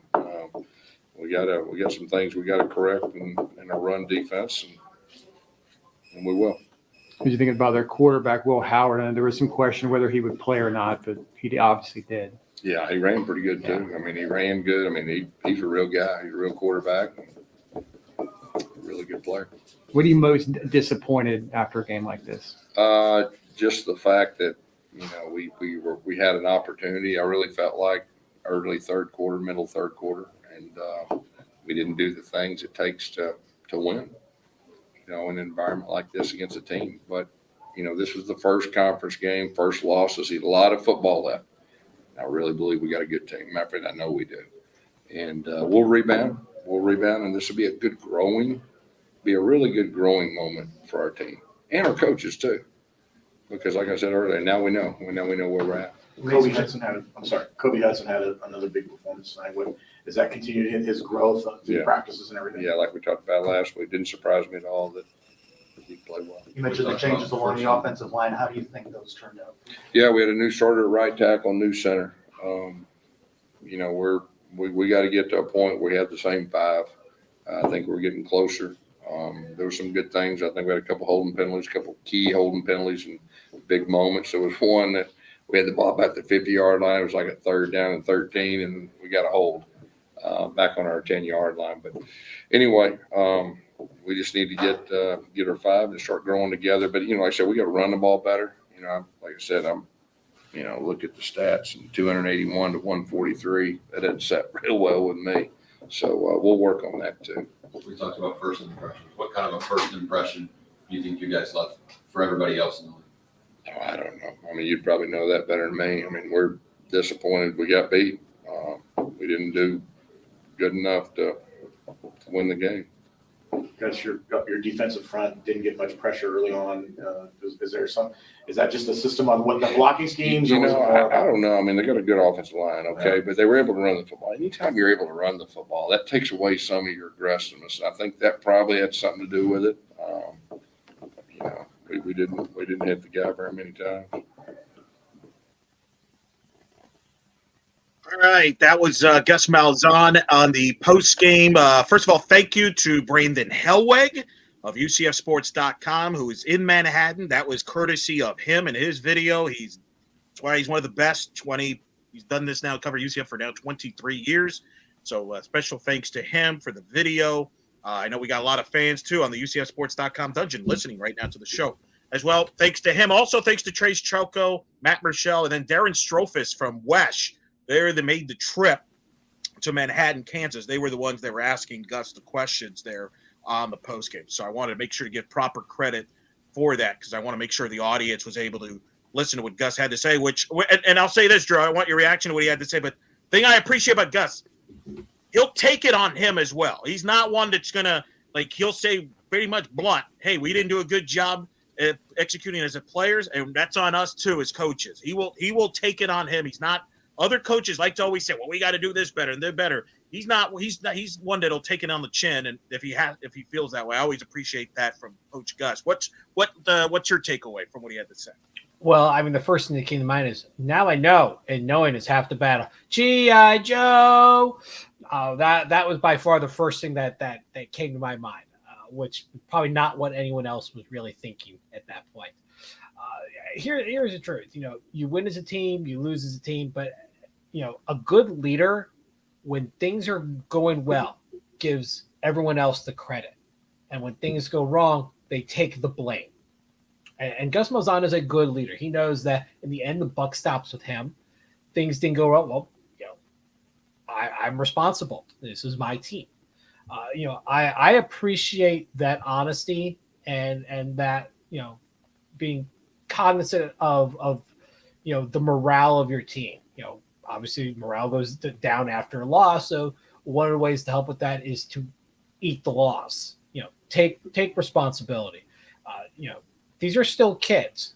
You know, they're young, and you know, it's easy for them to get caught up in the wrong things as far as on the morale situation. So you don't want that to get too far into things. You still want to analyze what happened, and there'll be film review and everything, but you have to shed the loss really quickly because then you're on to the next game. So I think that's one way of doing it is by, you know, taking the loss more on himself so that the players don't let it eat them. Talked about the discipline. We said a lot of the stuff he said. Got to clean up some things. Can't make some of the mistakes they did. What'd you think of his comments about starting the new center and the line and he wants it to gel? And we had a comment in the chat, ironically, right before we played the Gus comments about talking about how Kansas State's offensive line has they're experienced to playing together. Whereas UCF's still trying to figure out the line there. I was interested. Yeah, each of the last few years, it's been patchwork. There has not been consistency along the offensive line, and you're going to have problems. I don't think the offensive line actually did all that bad. They did.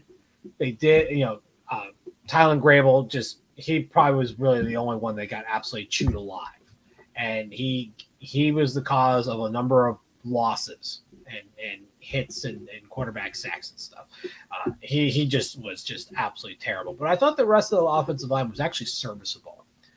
They were able to give Tim McLean time on a number of occasions, and he was able to do something. Was able to stay, standing in the pocket, make a play. It was on the other side of the ball that was completely one-sided. And he even talked about the lack of explosiveness because of how good the running game for Kansas State was doing. They just couldn't quite get it together at all and couldn't really cause any disruption. They couldn't disrupt the running game. They couldn't disrupt the passing game.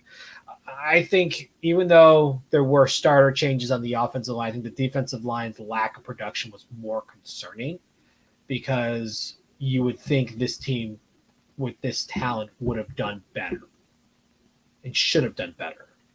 Right. Agreed. No, well said. No, yeah. I think because I think a lot of the things that led this team to lose were those mistakes. And I think and like Gus said, I mean, those are things that are while it does make you very angry that these things should have been avoided, but it happened anyway. The flip side, the glass half full perspective of this is they are very easy to point out and say, this is what we have to improve on.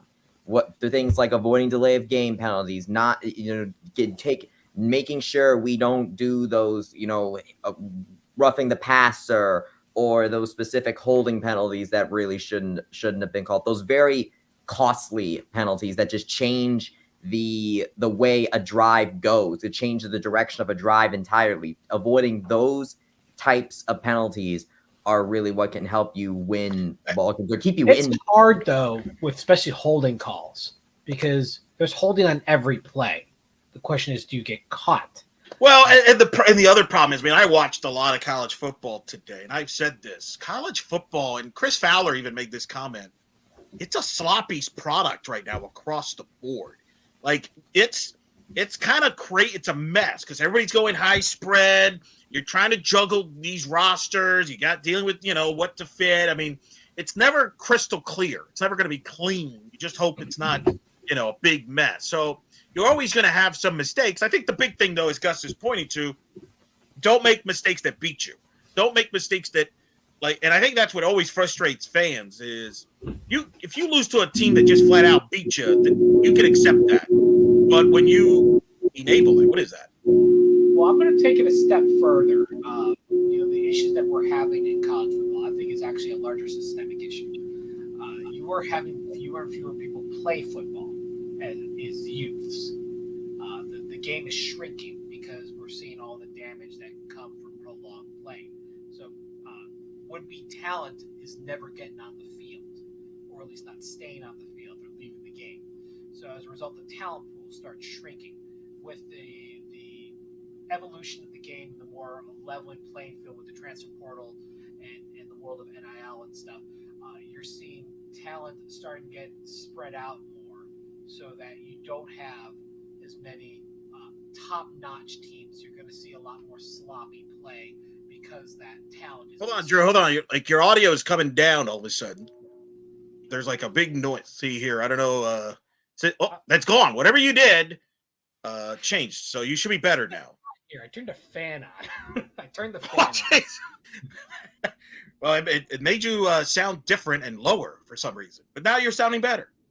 I sound better, but anyway, the game has changed fundamentally. It's the talent pool is shrinking, and I think it's going to continue to as we get more information of how damaging the game of football is to people's bodies. And with you're going to see with that talent, with the spread of talent of what's left. It's just like spreading butter on toast. You get it in one area, obviously it stacks up, but as you spread it more on toast, it's going to start to level out. You're not going to have as much. So you're going to have more sloppiness because you basically have guys who may have ended up being second stringers as starters. And that's going to, that's across the board, every position, everywhere. And I don't think it's going to get any better. I think it's actually going to progressively get worse as more and more information comes out about the physical dangers of playing football. I agree. And I think when you're trying to play fast, like a lot of these college teams are doing, trying to go up tempo, no huddle and everything, you're going to make more mistakes than not because you're kind of going chaotic to some extent. Absolutely. So it's more of a chaos done. Again, I've argued about. I think the product's definitely not great. Now today was a good day. There was a lot of good games. The Ohio State Notre Dame game was unbelievable. That game was nuts and incredible game. I like it because it's Ohio State and Notre Dame, and I hate these two teams. I know it was boring. It was a hard fought game. Unbelievable finish. And the ending was nothing short of ridiculous. Those are two good teams. Those are two of the top 10, top 15 teams in the country. They played it. They played like top end teams. I mean, it wasn't like the Big 12 where defense goes to die.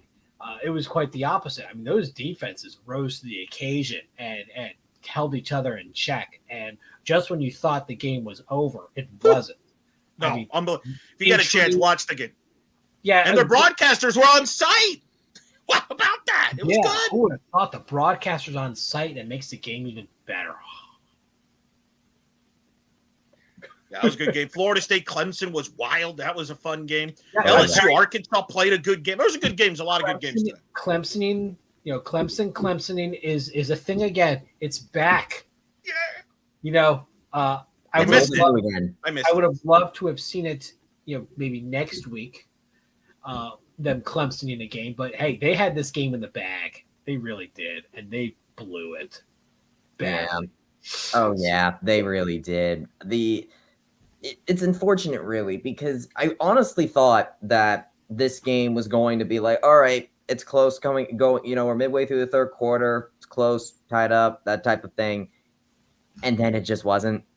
That's what I think a lot of people are going to come, because look, defense goes to die in the Big 12 all of the time. But the other flip side, glass half full perspective of that is you're usually in the game for the most, for a lot of it. You're in the game. We saw Tim McLean carve up the Kansas State pass defense at times for big plays. They took advantage of Kansas State's secondary, but unfortunately, Kansas State secondary was just able to wise up at the end there when they started passing ad nauseum, and then we end up getting the mistakes, and then I mean, it adds up, and especially when you wear down, you get tired, you make mistakes. It's going to happen. It's going to happen. All right, and that's where the mental mistakes, the delay of games. I mean, that's a complete unforced error. I mean, you're not paying attention to the play clock. I mean, come on, that's elementary level stuff. There's no excuse for that, and that is squarely on the quarterback. You got to be aware of your play clock. Sloppy. It's just sloppy. As you get tired and run down, you start to lose focus of things, and you make those kind of mistakes, like mistakes you don't normally make. You make focus errors. You push guys from behind after late. That's when you wear down. So maybe the strength and conditioning program needs a little bit of work. I don't know. Ooh. We'll see what happens. Asked what was happening with us having a few delayed games and getting so close many more times. I remember with one of them, I think that when we lined up on a very 4th and short, we were trying to get them to go off sides, and Gus wanted to save the time out. That was putting faith in the defense by punting. They wanted a little extra field. That was by design. But the other ones were not by design. That was I wasn't paying attention. I got to the line late and couldn't get the ball off. All right, well, we get out turnover attentions. Baylor should be a historic week. A lot of excitement. First Big 12 home game against Baylor. More importantly, Drew's going to be in the stands, people. Drew's going to be in the stands, people. And there's a rumor, Drew, that you and I might actually be in the same premise, and we actually get to meet in person for the first time. It's because we're the same person. Where has there ever anyone that has physically seen Eric Lopez and Andrew Glukov in the same room at the same time? No, because we never have been. That's true. That is true. I mean, our appearance though in that UCF documentary a couple years ago was phenomenal. That's some DC comic stuff right there. Yeah, I mean, he never sounded so good. Thank you. I remember when that first happened, he goes, "I've been doing this for 6 years, and I never sounded so good." Wait, Drew, take off your glasses. There we go. Eric Lopez. It's Andrew. better. It's Eric. It's Andrew. Well, that's gonna be fun. Baylor, UCF, 3:30 kick. That'll be fun. We'll see what happens. So, I know there's gonna be a lot of festivities going on. I'm not gonna. I believe UCF softball is gonna be honored at the game. That's kind of why I will be there, because I've been asked to be there. It is the only reason why he's giving this game any attention. Well, somebody's got to if this game's on FS2. Well, hey, I don't have to worry. It's been 10. I would be there, and I have Let's not AT&T, forget, of course. so I can actually, follow the game or other games online. Well, let's not forget, of course, that they can honor with that. The UCF will also will honor the 10th anniversary of the 2013. Is that official? That official? Or maybe it is. I don't know. Should be. I mean, it makes sense. I mean, Well, I mean, people can kind of. What I mean is that people will give the game significance, even if UCF doesn't officially do that. I mean, people are going to say like, "Oh yeah, I remember when we played Baylor in the Fiesta Bowl in 2013." Well, we're going to see a lot of clips. You're going to see a lot of clips of that probably throughout the week, probably through various. Is that like people this week? I remember when I was in Kansas State in 2010. Well, I feel you've got a couple stories from the stands there, for sure. Oh, I have many stories. And for me, it's actually like I love going on road trips. But the best part about road trips was because the after game. Like one in particular, I was in the marching band at Penn State 2002, and one of the bus broke down, and as a result, we got to play pickup football in a parking lot for a while. I mean, that's where memories were made. I mean, it was cool being in the stadium with 102,000 people after they just expanded, and being able to hear a pin drop after UCF closed the game within a field goal. But it was also really cool to be able to, in the marching band, play against your band director and pick up football in a parking lot because your bus broke down. It's the little things that add up. Well, it should be a lot of fun. Shaq will be in the West Virginia game. DJ Pauly, I guess, is doing the other games. I don't know who that is. It's DJ. I don't give a crap. Thank you. Very good. Well said. Who's that Jersey Shore guy? I mean, dude, that was 10 years ago. Let it go. Very good. All right, Drew, we're gonna let you go. Final thoughts, Drew, before we let you go. Disappointing it was a loss, but you know what? You win some, you lose some, and there's going to be growing pains, in going into the Big 12. And UCF may be the most ready out of the 4 new programs, but that doesn't mean they're going to, contend for a championship. This isn't like going from Conference USA to the American, which had a couple of strong programs and a bunch of also-rans. Even with a down season for the Big 12, it's still a good conference. And it's going to take time for UCF to get there. Be patient, be supportive, and temper the expectations. Going 12-1 in the American, winning a bowl game and everything, and a potential conference championship.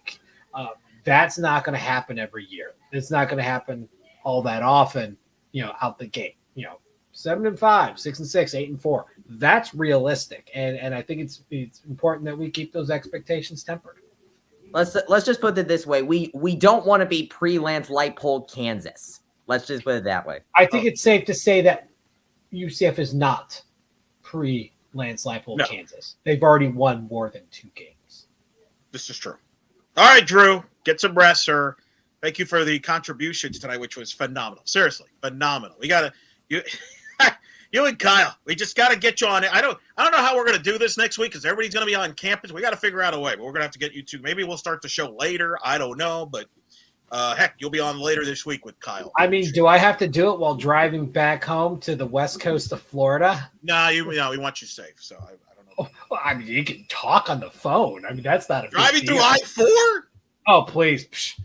I used to read a book while driving over the Sunshine Skyway in St. Petersburg. I mean, I-4 is a piece of cake. Once you get past Champions Gate, it's nothing. Our producer, technical producer, Bryson Turner, we could figure out the technical side of all this. We could communicate throughout the week. In my car, he could dangle a microphone that sits right here. There you go. There you go. Thank you, Drew. Take care.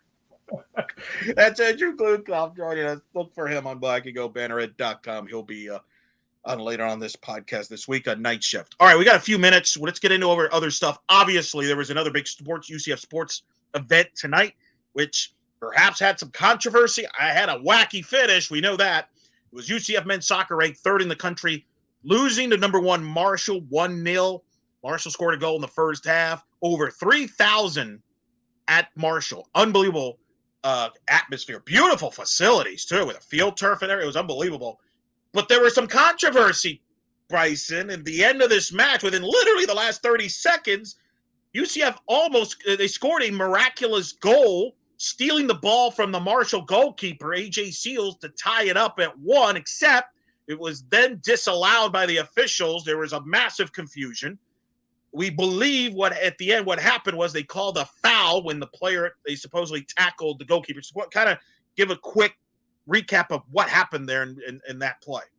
So basically what ended up happening is that, and I actually clipped this so we can save it for posterity, is that Zane Bubb did what I would argue in principle was an absolutely brilliant move for a last ditch effort type of thing, where he basically played hide and seek with Marshall's goalkeeper, because he was literally behind him, right? He was behind the entire night. Marshall's goalkeeper would do that thing where he tosses the ball in front of him and kind of plays with UCF. He always did that the whole night. So what Zane Bubb did is he hid behind the goalkeeper, and once he tossed it out, he ran over and slid and kicked the ball away to AJ Seals, who then proceeded to score with the open goal. The problem with that is that he slid, and not only got the ball, but he also came into contact with the goalkeeper, and you can't tackle from behind. Well, so and that's the big thing. The big thing as an illegal sliding tackle. Well, and that's the thing you made. He made contact with the goalkeeper. If he doesn't make contact with the goalkeeper, if he just gets ball, then that play's good. But because he contacted with the goalkeeper, that's why it's a foul. UCF was livid. I don't blame him, because that was a dramatic moment. At first, we thought maybe it was offsides. It wasn't. It might have been offsides anyway, but we don't know. But it was definitely a sliding tackle. I think it was a good call. I think what frustrated UCF was there was no call at first when the goal scored. Then they talked about it, and then I think they reviewed it. They changed the call, or they called it a foul, and then they reviewed it. That was chaotic. And I think that would tick off a bench. You feel shortchanged there. You wonder if, because the Marshall bench was lively, chatty, throughout the match, you wonder if they talked them into that, because I don't know if they called that right away. That's why I think UCF was upset. But I do think at the end, it probably was the right call based on looking at the replay. But wow, that was a heck of a match. I thought it was a really creative call, though. Like in principle, that was a brilliant call. Oh yeah, great. Yeah. I mean, I honestly, like, legitimately, if that had worked, then that would have been like. It almost did, literally, probably by an inch. It didn't, but it's worth the try. You got nothing to lose. There's like 25 seconds left. There was only 30 seconds left. What else were you going to do? No, it was a brilliant last ditch effort. And honestly, if you are a goalkeeper now, when you play against UCF in the future,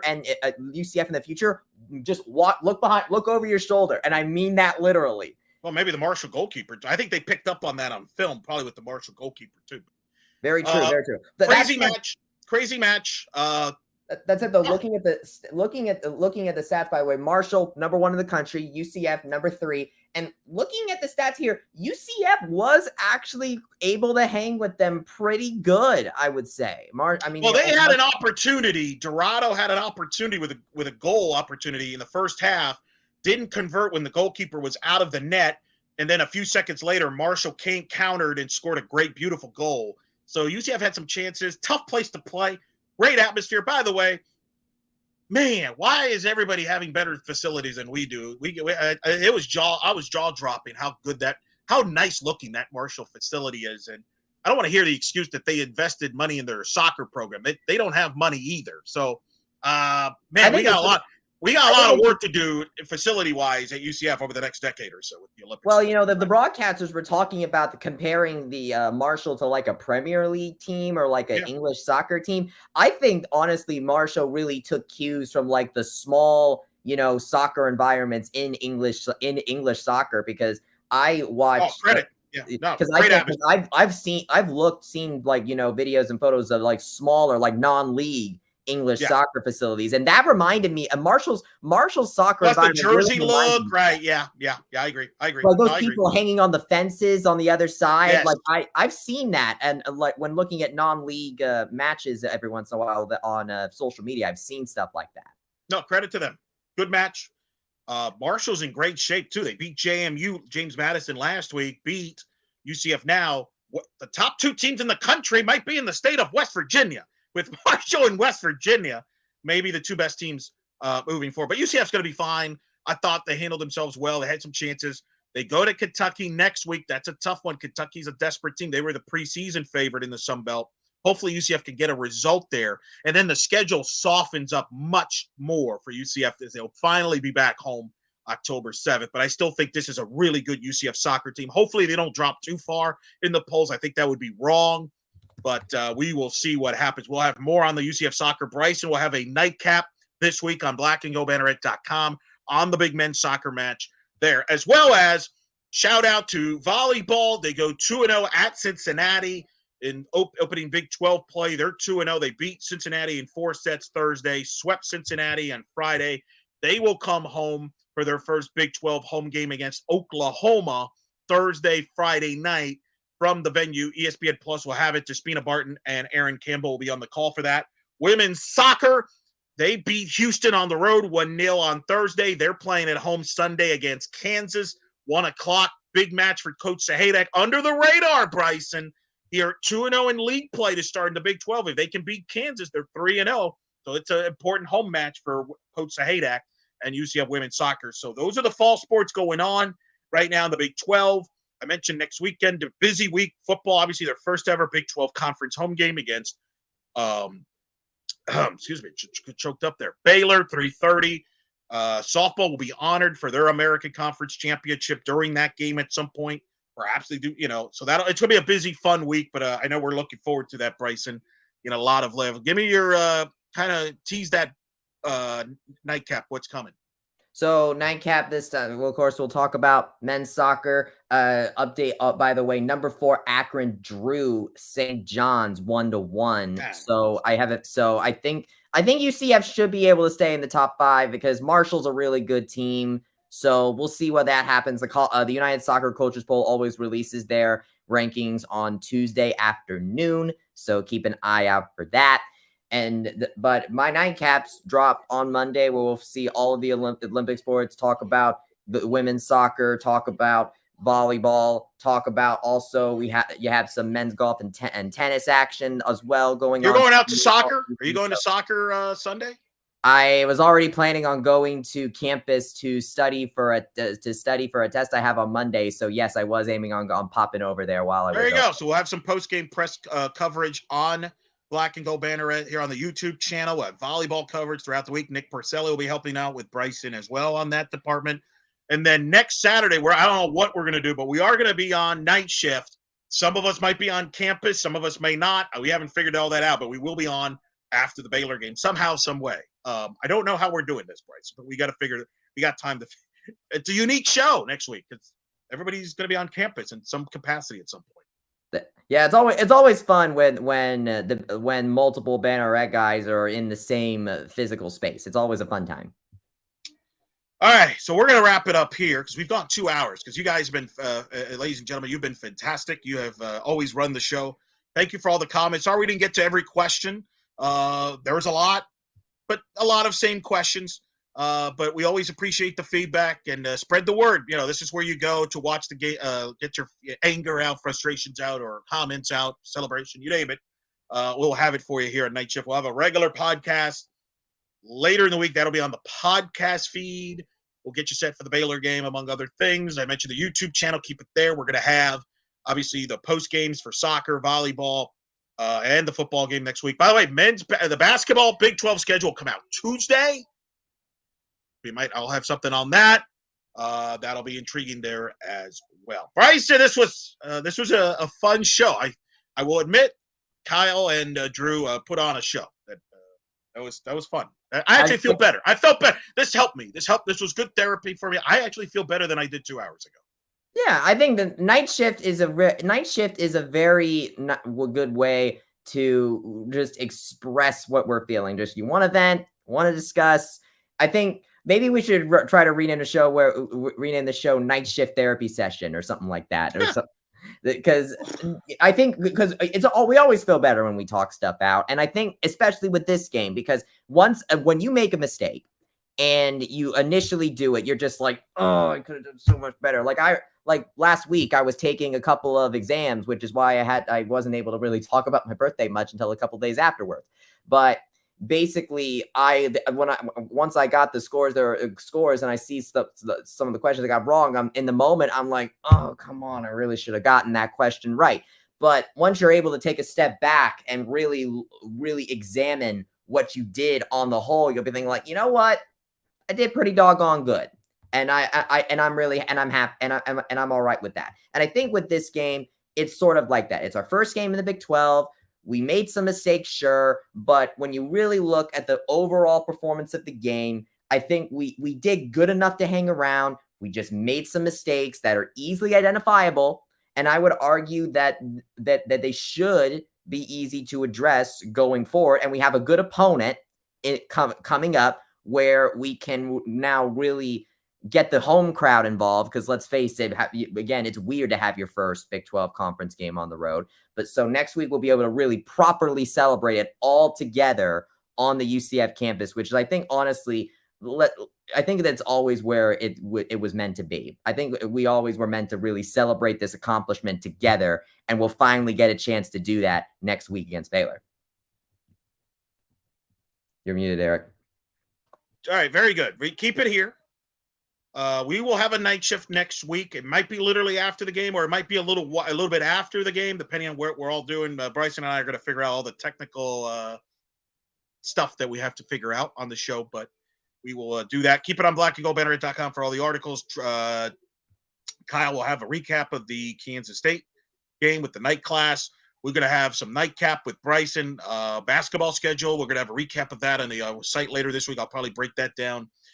And a ton of more stuff. TV assignments. Well, Kansas, what channel is that going to be on? And I'll have the TV numbers for this Kansas State game. What do you think? If you had to ballpark it, what do you think, Eric? Not good. Ohio State Notre Dame was unbelievable. That thing will get 8 to 10 mil easily. Like, everybody was watching that game. And, you had Iowa, Penn State. That was a blowout. Texas blew out Baylor. LSU, Arkansas was a great game. LSU won. That'll get a good number. We're probably going to be around that 300 to 400,000 viewership, 300 to 450, I guess. And I think the fact that Kansas State pulled away, probably around, I would closer to be 300 to 400, actually. Yeah, that doesn't really help either. Anyway, but it is what it is. We can't control that. All right, that'll do it for this show. Thanks to Kyle Nash. Thanks to Andrew Glukoff. Thanks to all of you. For Bryson Turner, I'm Eric Lopez. We hope you've enjoyed this edition of Night Shift, the postgame show. Go Knights. Charge on.